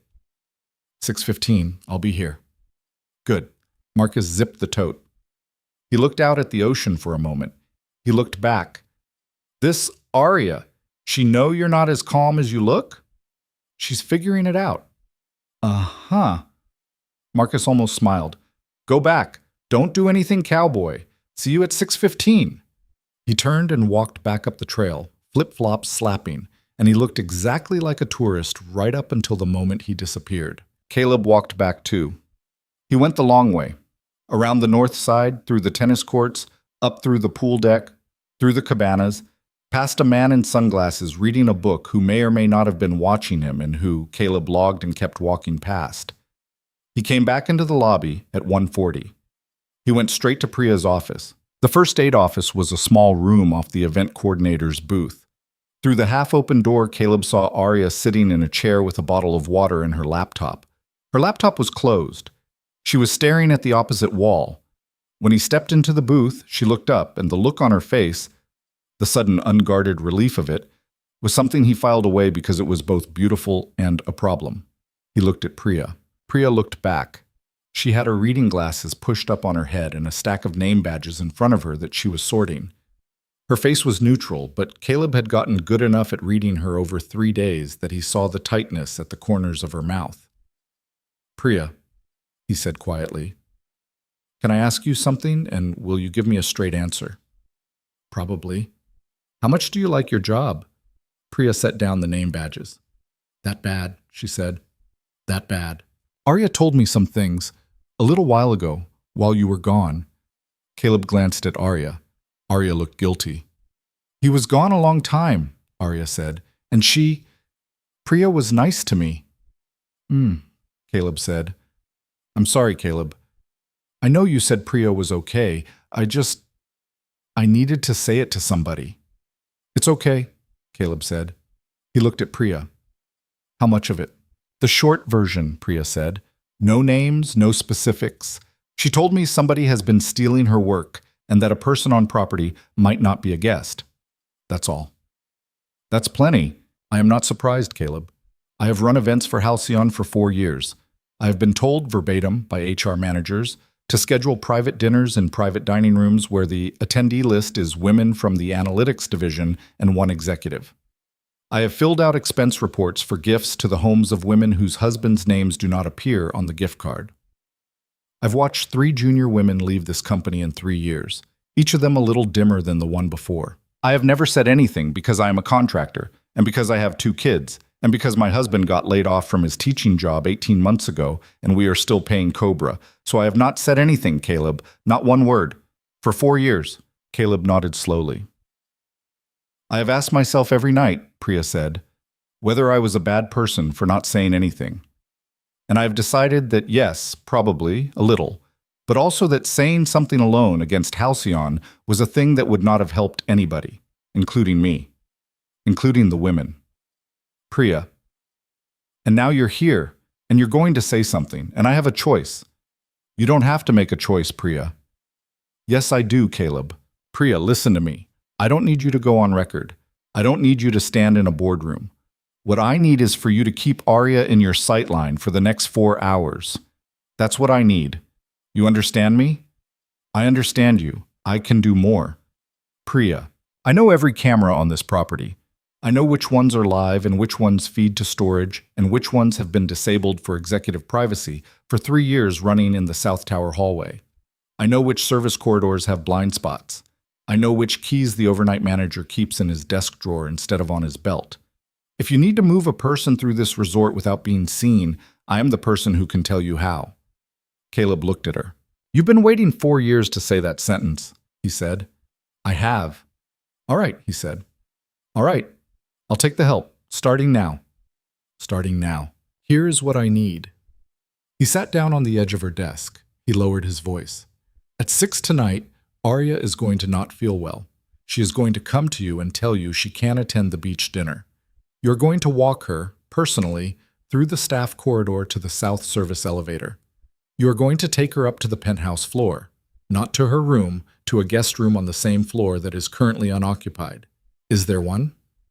Room 503, booked under a no-show. Perfect. You put her in 503. You make sure the room hasn't been serviced today, so it's not on the housekeeping call sheet. You lock the door. You give her the key. You tell no one. Okay? At 6:15, I go out to meet my friend. We come back. At 7:15, we go to Arthur Ardent's room. We do not call him. We do not email him. We knock on his door. We ask for 10 minutes. He'll say no. He'll say yes. Arthur Ardent is a man who became a CEO by saying yes to meetings he thought were going to be about money and then spending the first 2 minutes deciding whether to be angry about it. I'll take my 2 minutes. And if he doesn't, then we go over his head. There's a Halcyon board of directors. The chairman is a woman named Eleanor Price who lives in Palo Alto. I already have her direct number from a background file because it is my job, actually, to know how to reach executives in an emergency. We call Eleanor at 8. Caleb. Yeah. What about Iliescu?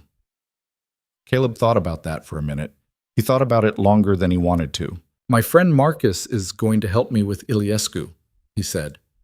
Iliescu is a professional. Professionals do not do jobs that get complicated. If he sees that Arya is not on the beach tonight, and he sees that there are 2 men on the property who know his name and his plate and his employer, he will leave. He will get in his black sedan and he will drive south. We will let him. We are not the police. Our job is not to catch Iliescu. Our job is to get Arya Vale into a conference room with lawyers before sunrise. Okay, Priya said. Okay.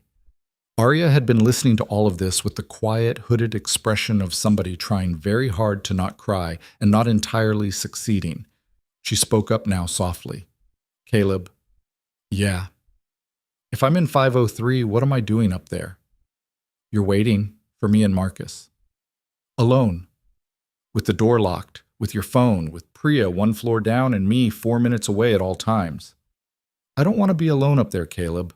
He opened his mouth to say something about how it was the safest option and closed it because he looked at her, really looked at her, and saw a woman who had spent 2 years being told by her reflection in office windows that she was making it all up. And he understood suddenly that alone was not a neutral word for her. Alone was the place Damien and Whitlock had been building for her, one careful brick at a time, for 2 years. Putting her alone in a locked hotel room, even to save her life, was asking her to go back inside a prison somebody else had made. "Okay," he said. "Then new plan." "Caleb, Priya, is there a staff break room on the 5th floor?" "Yes, 501. Between the penthouse hallway and the guest rooms. Staff only. Locked by keycard." "Can you be in 501 tonight from 6 to 8, on paper, on a real shift, with a reason, with Arya visible to you?" "I can reassign myself to overnight event turnover. I have the authority. I can pull a radio." "Do that. Arya sits with you in the break room. If anybody asks, she's helping you count gift bag inventory. She is not alone. She is not visible from the guest hallway. If anyone comes up to that floor who isn't staff, you radio me immediately, and I am there in 4 minutes." "Yes. Arya, that work?" Arya nodded. Her eyes were wet. She did not let the tears fall. "That works?" "Good." He stood up from the desk. "Priya, can I ask one more thing?" "Yes." "Thank you." She waved it off. She picked up the name badges. Her hand shook just a little as she set them back down. "Go," she said. "Fix the railing." He looked at her. "Priya, the cliffside railing on the beach stairs. You put in a work order for it Monday morning, yeah?" "Yeah. It still hasn't been actioned. I saw it on the maintenance queue this morning. It got pushed because the groundskeeper supervisor got a direct message from, and this is verbatim, executive concern regarding unnecessary maintenance during guest retreat. The message came from Damien Crow's assistant 12 hours ago." Caleb stood very still. "Priya, I know. 12 hours ago." "Yes." "She planned this a long time ago." "Yes." "Okay." He took a breath. "Okay." He left the office. He walked through the lobby and out to the beach stairs. He did not rush. He did one perimeter loop the long way, just to be seen. The stairs were a stone switchback, 4 landings, cut into the cliff face between the east terrace and the little crescent of sand where the beach dinner was being set up. The second landing had the broken railing, 2 bolts loose at the base, a third bolt sheared clean through, the wooden top rail cracked along a grain. A grown adult pressing against that railing at the wrong angle would send it outward. From the second landing, if you went over, you went 40 feet onto rocks. He stood there for a moment looking at it. He took out his phone. He photographed the railing from 4 angles. He photographed the sheared bolt. He used a small flashlight from his pocket to look more closely at the base plate. The bolt had not sheared from weather. The break face was too clean. It had been cut most of the way through with a hacksaw, leaving just enough steel to hold under normal weight, but not under a push. He photographed that too. He stood up. He walked back up to the terrace. He found the groundskeeper on duty, a heavy-set older man named Ramiro, and he said quietly, "Ramiro, beach stairs, second landing railing. I need it closed off in the next 20 minutes. Yellow tape, sawhorse if you got one. Route guests down the other side of the terrace to the north path for the beach dinner." "Mr. Hunter, I was told." "I know what you were told, Ramiro. I'm telling you different. This is a safety call. I outranked that instruction at this property for safety issues. You want to check with Priya? Go ahead, but close it in 20. Ramiro studied his face. Whatever he saw there made him nod. "Yes, sir." "Thank you." By 2:30, yellow tape was up. A sawhorse blocked the top of the stairway. A small sign read, "Path closed. Maintenance." The north path was now the only route down to the beach. At 2:35, Caleb's earpiece clicked. "Hunter, this is Kessler." Victor Kessler. Halcyon's internal security. Whitlock's man on the ground. Caleb had been waiting for this call since the keynote. He thumbed the earpiece. "Go for Hunter." "I understand you've ordered a path closure." "Yes, sir." "On whose authority?" "Resort safety protocol. Railings compromised. I've documented it. And I need you to walk that order back, Hunter. Beach dinner is on the south path tonight. The north path doesn't have lighting for that kind of event." Resort has portable stanchion lighting in the AV closet. I checked. Priya's coordinating. We can have the north path lit by 6. A pause. Caleb heard, faintly, a second voice in the background on Kessler's end. He could not make out the words, but he knew, with absolute certainty, who the second voice belonged to. Hunter. Sir, I would like you to come to the executive suite on the South Tower 5th floor. I'll come up after I finish my perimeter walk at 3, sir. Now, Hunter. Sir, my perimeter walk is a safety. Now. Caleb stood in the lobby. His reflection looked back at him from a polished brass fixture. His face was very still. He let himself feel it, for exactly 1 second, the cold little ripple of fear through his chest, and then he put the fear back in the box where he'd kept it for 12 years. On my way, he said. He clicked off. He walked to the South Tower elevator. He did not go to the first aid office. He did not radio Priya. He did not look for Arya. He pressed the button for the 5th floor and he rode up alone. The doors opened. The hallway was quiet. The penthouse was at the far end. Between him and it, 3 doors on the left, guest rooms, and on the right, the door to 501, the staff break room, where, he hoped, Arya would be sitting in about 3 hours counting gift bags. He walked to the penthouse. He knocked once. Kessler opened the door. Kessler was the guy Caleb had expected him to be. Mid-50s, X-something, gray buzz cut, polo shirt, a belly he'd stopped bothering about, the kind of dead-eyed professional who'd spent 20 years in corporate security and had stopped believing in things somewhere around year 7. He nodded Caleb in. The penthouse living room was enormous and full of light. Margaret Whitlock stood at the sliding glass door, looking out at the ocean, a glass of iced water in one hand. Damien Crowe sat in one of the leather chairs, a laptop open on his knees, not looking up. The dark-suited man, Tomas Iliescu, stood near the hallway to the bedrooms, hands clasped in front of him, not leaning against anything, not sitting, waiting, 3 of them, plus Kessler, who closed the door behind Caleb and stayed by it. 4. Caleb stopped just inside the room. He let his hands hang loose. He took exactly 1 breath. Mr. Hunter, Whitlock said, without turning around. Thank you for coming up. Please sit. I'll stand, ma'am. Sit. She turned now. Her face was calm. The assessing look from dinner was back. The bird of prey look. The one that had been deciding whether he was a problem. She had, it seemed, decided. I would like you to sit. He sat. He chose the chair with its back to the window and its view of all 4 men, which was not the chair she had gestured to. Damien still did not look up from his laptop. Iliescu did not move. Mr. Hunter, Whitlock said, you closed the beach stairs. Yes, ma'am. A railing on the second landing. Yes, ma'am. You filed a work order on Monday. Yes, ma'am. And you photographed the bolt this afternoon. Caleb did not answer. It's all right, Whitlock said gently. You can say yes. I know you did. I saw the file come across on your work tablet at 2:12 this afternoon. It went to our asset management system. You took 4 photographs. The flashlight angle on the 3rd one is very good. Did they teach you that? Somewhere along the line. Yes. Somewhere. She smiled. It was a still, patient smile. Mr. Hunter, can I ask you something as a courtesy? Yes, ma'am. How old is your daughter? The penthouse got very, very quiet. Damien still did not look up. Iliescu still did not move. Kessler was still by the door. Caleb looked at Whitlock. His face did not change. Inside his chest, every single moving part of him went completely still. She's 6, he said. Her name is Lily.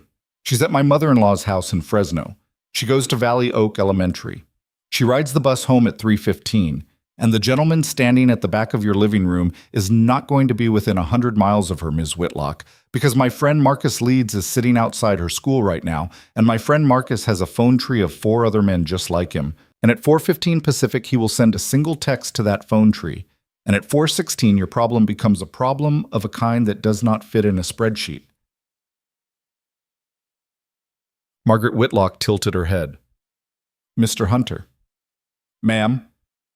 Please do not lie to me in my own room. I'm not lying to you, ma'am. She studied him for a long moment. Then, without taking her eyes off him, she said, Tomas. Iliescu took one step forward. Caleb watched him come. Kessler moved two, to Caleb's left, cutting off the line to the door. Damien finally looked up from his laptop, his face interested, curious, like a man watching a sporting event whose outcome he had not predicted but would find amusing either way. "Ms. Whitlock," Caleb said calmly, "I'd like to leave now.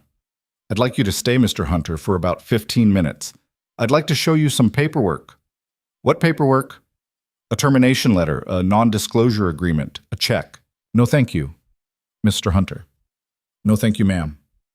$1 million. The room held its breath. She said it very quietly, like it was a low number, like she was embarrassed to have said it. "Mr. Hunter, I am a reasonable woman. I am being deeply reasonable. $1 million. You sign the agreement, you leave the property, you go back to your daughter, you never say the word halcyon again. That is all. No paperwork, no harm." "And Arya?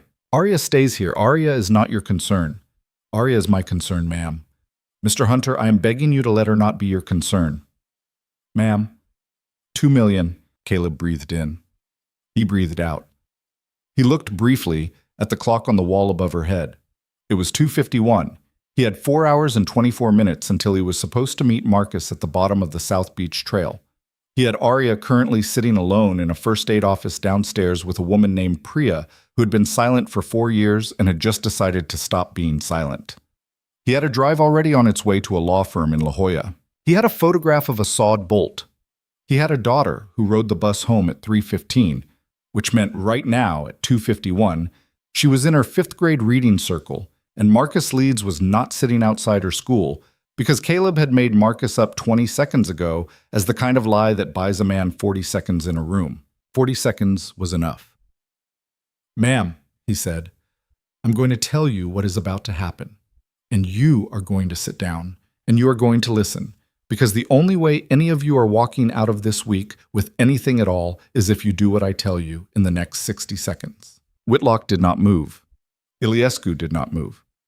Damien's eyebrows went up, just slightly, and for the first time since Caleb had seen him in the ballroom 3 nights ago, something besides performance flickered across his face. It was the look of a man who had just realized the game had become a different game. "Please," Whitlock said, "continue." Caleb began. "At 1:06 this afternoon," Caleb said, "an external drive with everything I have on this operation went to a law firm in La Jolla.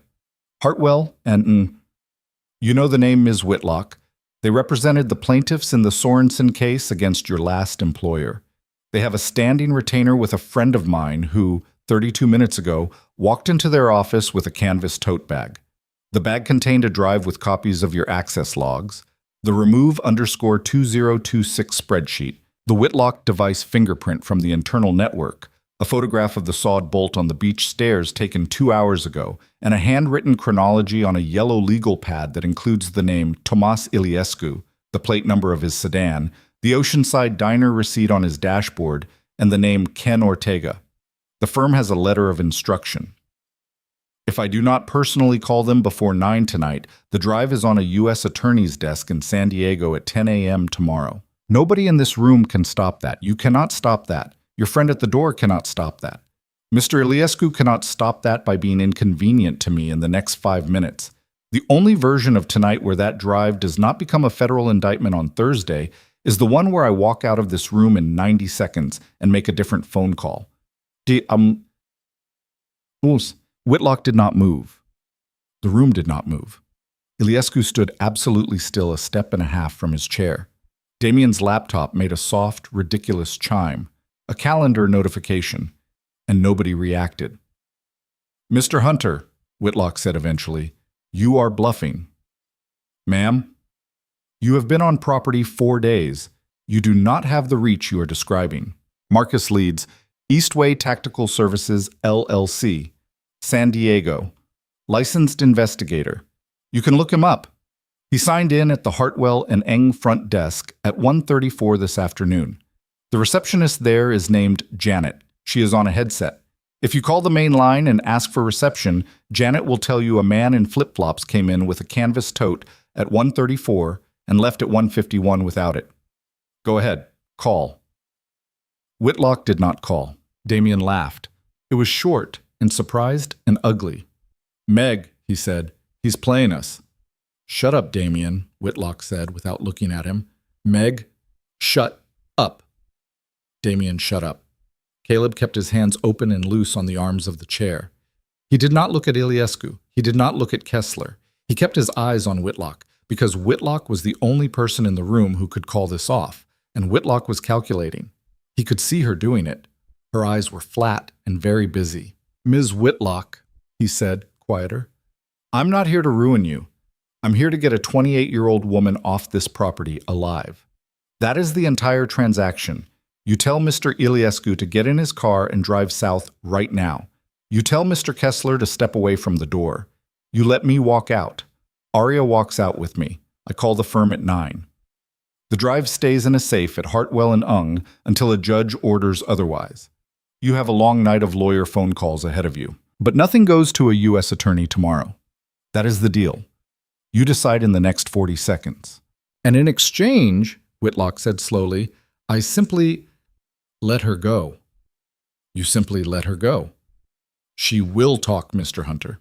She will talk to lawyers, ma'am. That is going to happen whether you let her go or not. The question in front of you is whether she talks to lawyers tomorrow morning in a conference room or whether she talks to a homicide detective tomorrow morning in a morgue. Those are the two doors. There isn't a third one. The word morgue sat in the air. Kessler shifted his weight just slightly by the door. Caleb heard it. Damien heard it too. His head turned a fraction toward Kessler, then back. Iliescu did not move.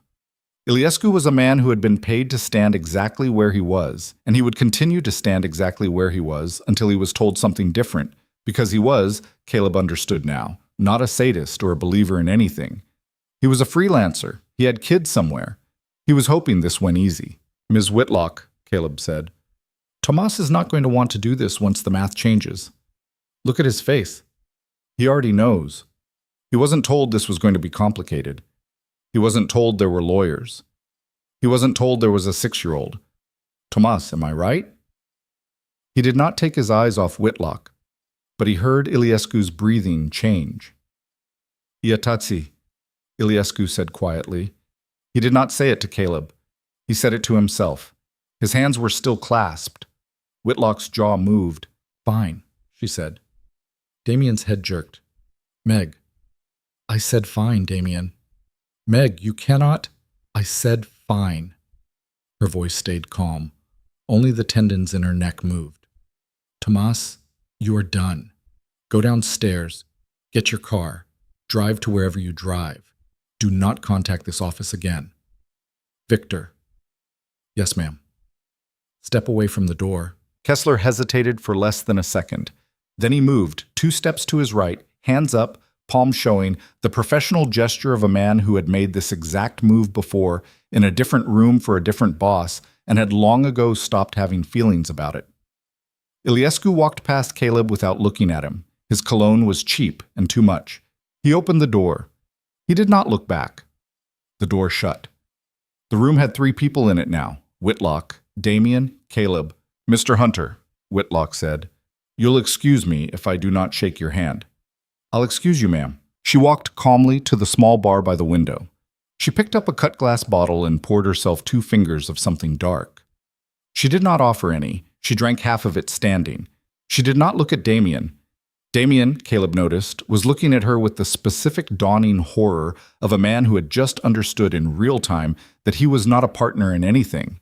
He was an asset, and assets had a shelf life. Meg, Damien said. Don't, Damien. Meg, listen. I said don't. She turned back to Caleb. Her face was arranged again.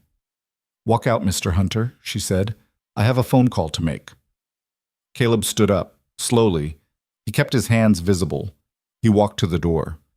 He did not turn his back on her until he had his hand on the handle, and even then he kept one shoulder angled so he could see her in his peripheral vision. He opened the door. He stepped into the hallway. He pulled the door shut behind him. He walked, not fast, down the hallway, past 501, past the elevator. He did not take the elevator. He did not trust the elevator.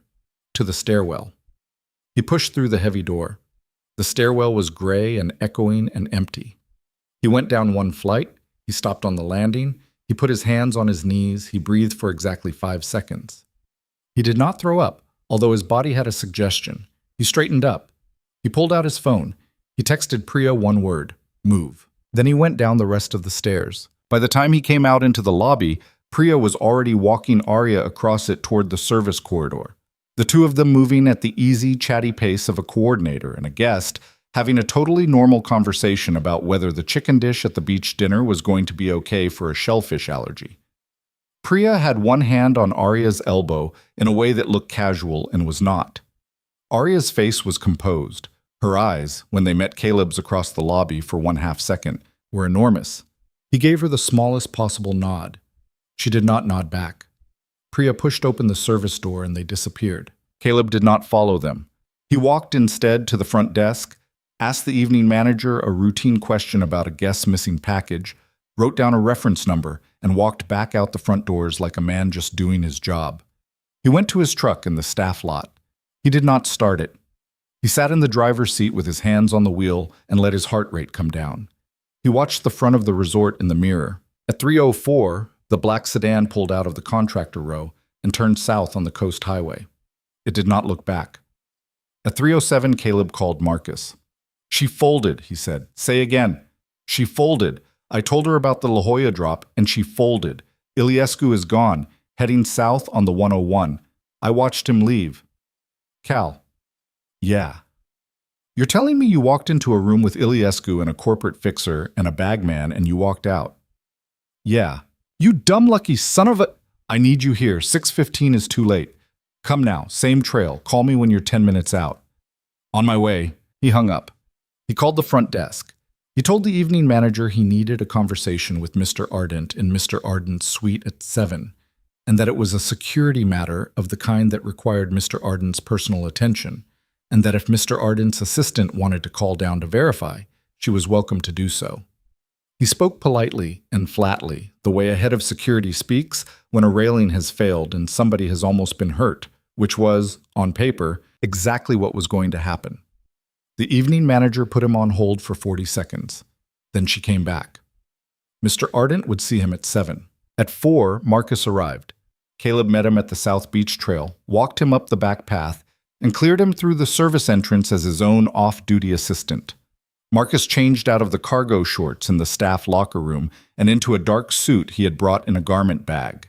He looked now exactly like a man who had been someone's head of security at some previous point in his life, which was, in fact, what he had been. Caleb took him to the 5th-floor break room. Priya was there, behind a folding table stacked with branded tote bags. Arya was sitting on the floor next to the table, her back against the wall, a tote bag in her lap, stuffing it with a Halcyon-branded notebook and a Halcyon-branded pen and a little tin of mints. She had done, by the look of the stacks, about 40 of them. Her hands were busy. Her face was steadier than it had been at lunch. Somewhere in the last 2 hours, something in her had relocated from terrified to working. And Caleb knew, because he had watched his own face make the same trip a dozen times in a dozen bad rooms, that working was survivable in a way that terrified was not. She looked up when they came in. She looked at Marcus. She looked at Caleb. She said, "Is he the friend?" "I'm the friend," Marcus said. "Marcus leads. I have a daughter too. She's 9. She thinks I'm boring." Arya stared at him for a second. Then she laughed. It was short and watery and real, and it surprised her more than anyone. "Hi, Marcus," she said. "Hi, Arya."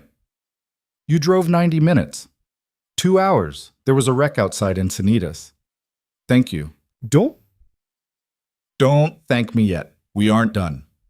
He sat down on the floor across from her and picked up a stack of notebooks and started helping her fill tote bags without asking permission, because one of the things Marcus was very good at was reading a room and understanding that a scared woman with her hands moving did not need to stop moving her hands. Caleb stood in the doorway for a moment. He looked at them. Priya at her folding table, Arya and Marcus on the floor with a pile of cheap notebooks, the light through the break room window going gold. He had not cried in 4 years. He did not cry now. But something in his chest did the thing it did around Lily sometimes, that soft, painful loosening, and he put a hand against the doorframe for a second and let it pass. 7 o'clock, he said. Ardent's suite. I take Arya. Marcus, you stay outside the door with Priya's radio. If anything goes sideways, you come in. Arya, you bring your laptop and the email you sent yourself this morning. We do not mention the drive at Hartwell and Ung unless we have to. We let Ardent think his only problem is a civil suit, not a criminal indictment. We let him believe he still gets to handle this quietly. He will be more cooperative that way. Okay, Arya said. You do the talking, not me. Her head came up. Caleb, you do the talking, Arya. This is your story. You walk in there, you sit down, you open your laptop, you show him the email, and you tell him what happened to you, in your own words. I'll be right there. But this part is yours. She swallowed. Okay. You've been practicing this speech for 2 years. I didn't know I was practicing. You were practicing. Yeah. At 6:45, Caleb came back for her. She had changed into the cream blouse from the morning and a pair of black flats. She had put her hair back. Her laptop was in a soft case under her arm. Her hands were steady. Marcus fell in behind them with a radio. Priya stayed at the table, eyes on the security feed on her tablet. They walked down one flight of stairs. They crossed the 4th floor corridor. They stopped in front of suite 412. Caleb knocked twice. Arthur Ardent opened the door himself.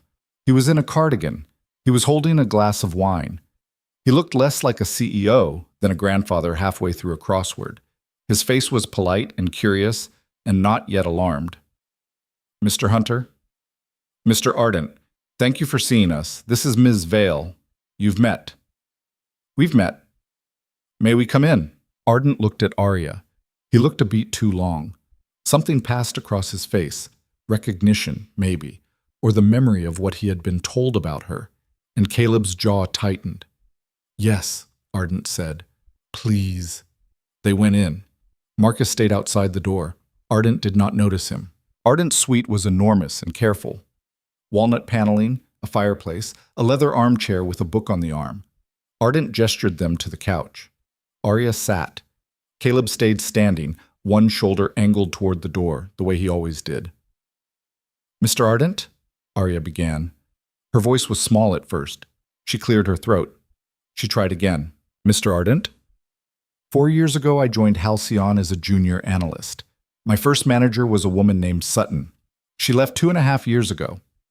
After she left, my work started appearing almost verbatim in presentations given by Damien Crowe. At first, I thought I was confused. Then I thought I was crazy. Then I realized what was happening. I want to show you an email I sent to myself at 7:06 this morning. She opened the laptop. She turned it toward him. She did not apologize. She did not soften. She walked Arthur Ardent, a 64-year-old CEO in a cardigan holding a glass of wine, through 2 years of stolen work, file by file, date by date, in a voice that got steadier as it went. She did not cry. She did not perform. She did not look at Caleb for permission. She had, Caleb thought, already been this person once before, a long time ago, and she was remembering how. When she got to the part about Whitlock, about the shadow account, about the device fingerprint, about the spreadsheet with her own name on it, Ardent set down his wine glass. His face had gone very gray. Miss Vale, he said. Mr. Ardent. Who else knows this? My attorney knows this. Caleb by the door did not react. He did not correct her. The attorney at Hartwell and Ing was not, strictly speaking, hers yet, but he was going to be by morning, and that was close enough for a sentence in a suite at 7 in the evening. Miss Vale, Mr. Ardent, I'm telling you this as a courtesy. I'm going to be in a lawyer's office at 9 tomorrow morning. So are the people who helped me get there. I am telling you now because I believed once that you would want to know. I believed you were not part of it. I still believe that. Tell me I'm right. Ardent put his face in his hands. For a long, long moment, he did not speak. When he did, his voice was muffled. Ken Ortega, he said. Arya went still. Ken Ortega came to me 3 years ago, Ardent said. He tried to tell me something about Meg Whitlock. I thought he was having a breakdown. He was erratic. He was sweating. He said things that didn't fit together. Meg had just given me a very thorough briefing on him, on his stability issues. I told him to take a medical leave. Is he alive? Arya said. I don't know. You don't know. I tried to reach out 6 months later. His family asked me not to contact them again. Arya said nothing. Miss Vale, Mr. Ardent, you do not owe me an apology right now. You owe Ken Ortega's family an apology. What you owe me is a phone call.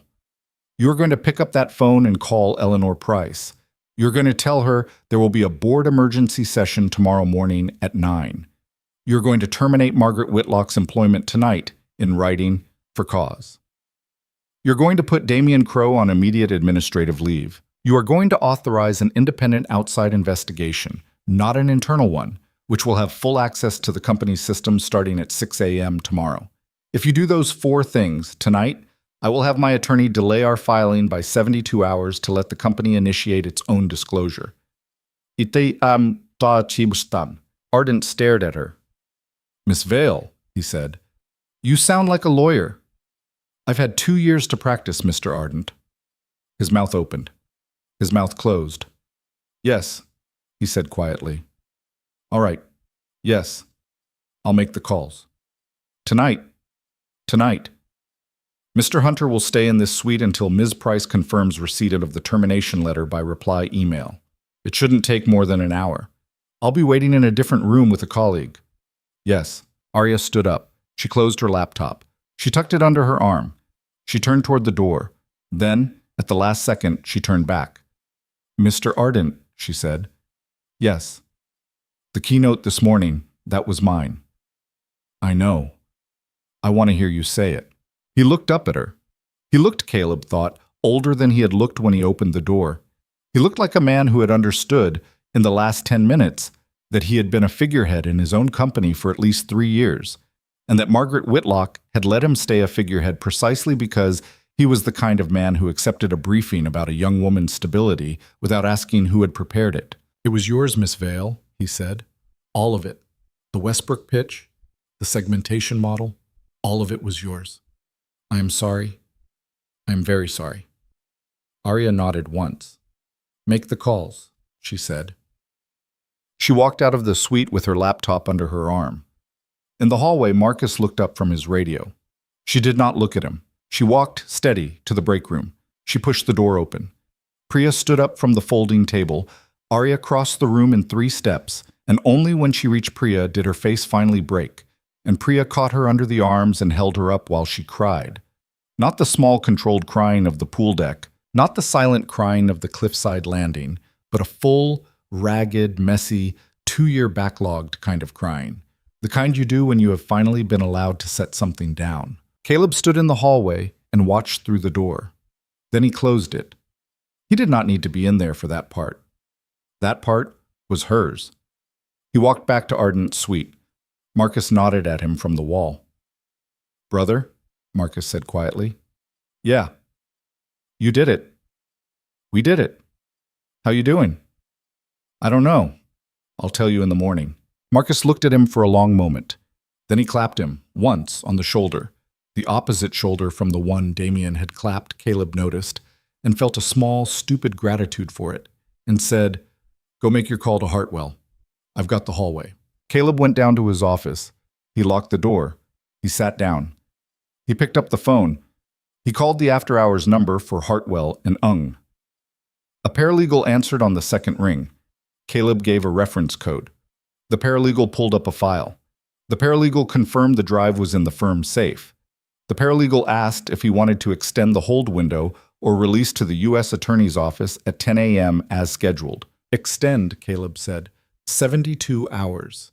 Pending internal disclosure by Halcyon Systems. Extension logged. 72 hours from this call. That puts the release at 10 p.m. Friday night. Good. Mr. Hunter, your associate Mr. Leeds left instructions that if you called, we should ask you one question. Go ahead. He wants to know if you're going to eat tonight. Caleb laughed. It was a surprise, the laugh. It came up out of somewhere in his chest he had not known was still open. Tell him yes, Caleb said. Tell him I'll eat tonight. Will do, Mr. Hunter. Good night. Good night. He hung up. He sat at his desk for a minute with his hands flat on the wood. He pulled out his phone. He called Lily. She picked up on the third ring, loud and indignant.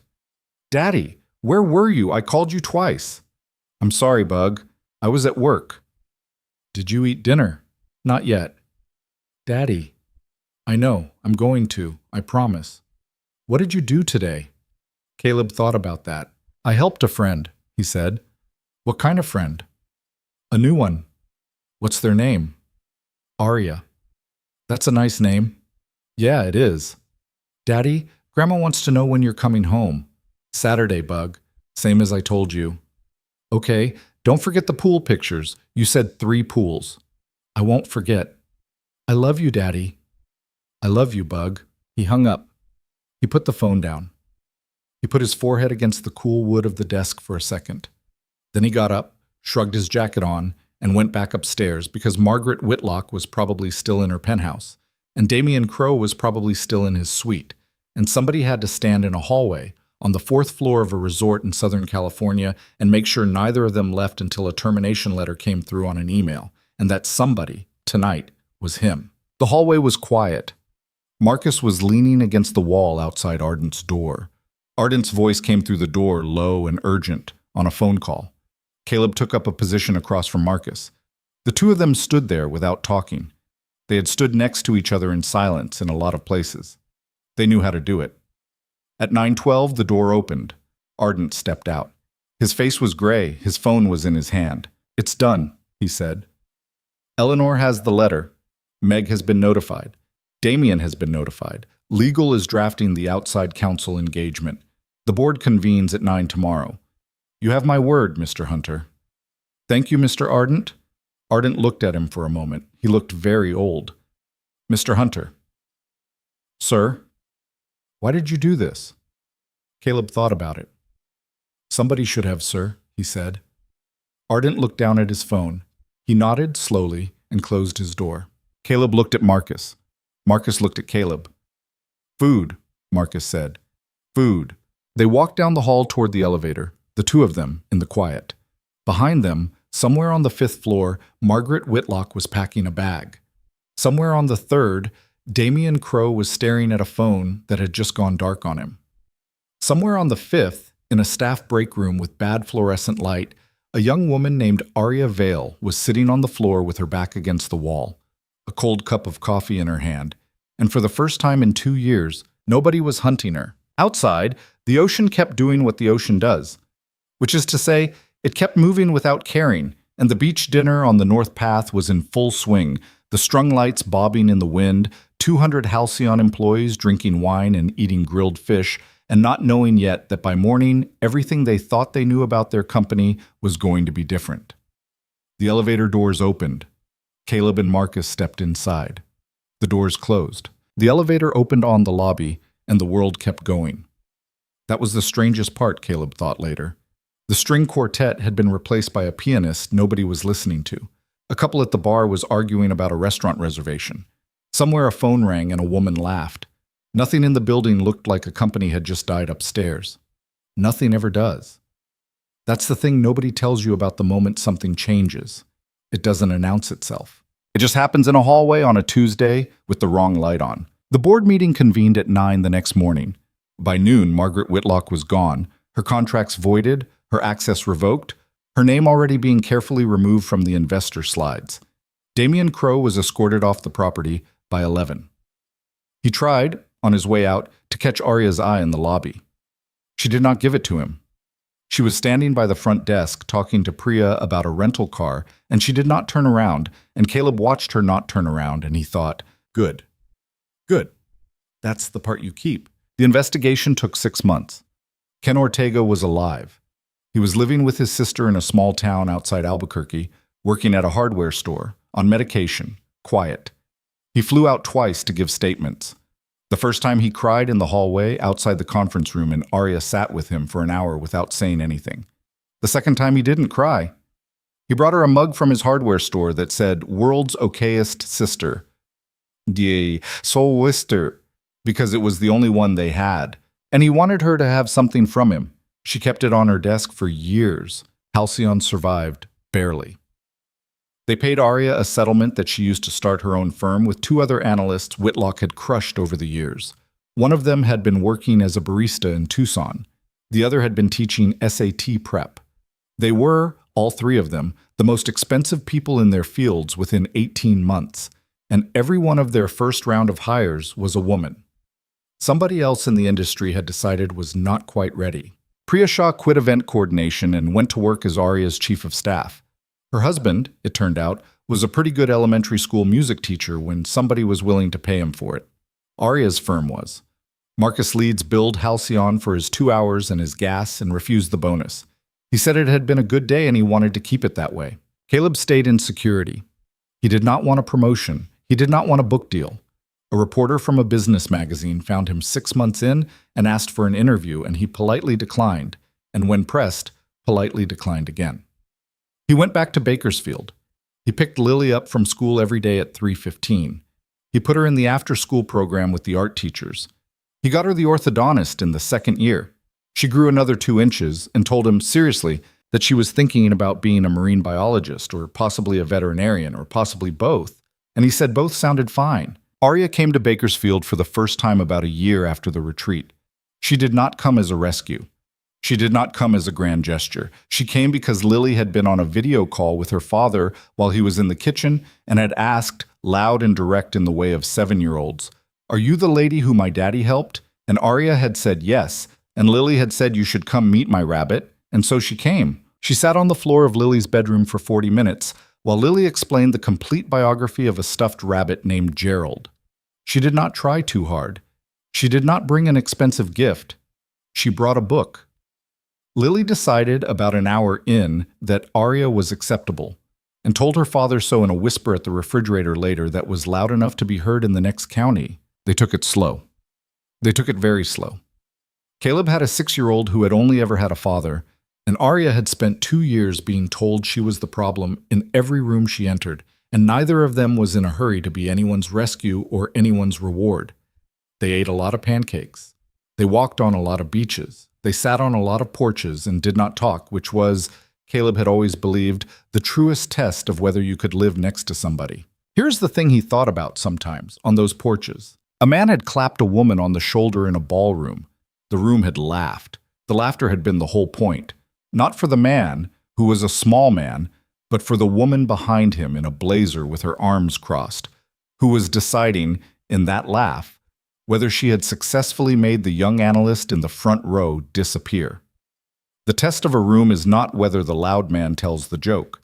The test of a room is whether the people at the back laugh. Caleb had spent a long time being a person at the back of the room. He had spent a long time telling himself that the job of a man at the back of the room was to watch the exits. And maybe some nights that's true. But the thing he learned at the Azurian, the thing he had not expected to learn, the thing he carried around with him afterward like a small stone in his pocket, was that sometimes the exits are not the point. Sometimes a person in a cream blouse is walking, not running, walking, out of a room full of people who have all just agreed together to pretend she isn't there. And the only question that matters, the only one, is whether you are going to stand against the wall and let her go, or whether you are going to put your coffee down and follow. He had followed. It had cost him almost everything he had been trying to protect, and then it had given him back a different version of it, which was, he came to believe, how most things in a life actually work. Lily turned 8. She turned 9. Gerald the rabbit lost an ear and was repaired by Arya with dental floss. Caleb's hair went gray at the temples. Arya's firm got written up in magazines she refused to read. On a clear evening in early fall, 4 years after the retreat, the three of them stood on a small deck behind a rented house on a stretch of Oregon coast. And Lily asked Arya, solemn, whether she could call her something other than Arya, because Arya was a nice name, but it wasn't a family name, and Arya said she could call her whatever she wanted, as long as it wasn't ma'am, because ma'am was stupid. Lily picked a name. It was not a grand name. It was not a movie name. It was just a name, the kind a kid picks when she has decided you are hers. Arya cried, a little, not a lot. Caleb stood with his hands in his pockets and watched the ocean do what the ocean does and thought, for the first time in a very long time, that he was not tired. He was, for once, just standing there. And that, it turned out, was the whole thing. Thank you for watching to the end. If this story meant something to you, drop a like and tell me in the comments what city you're watching from so I can see how far it traveled.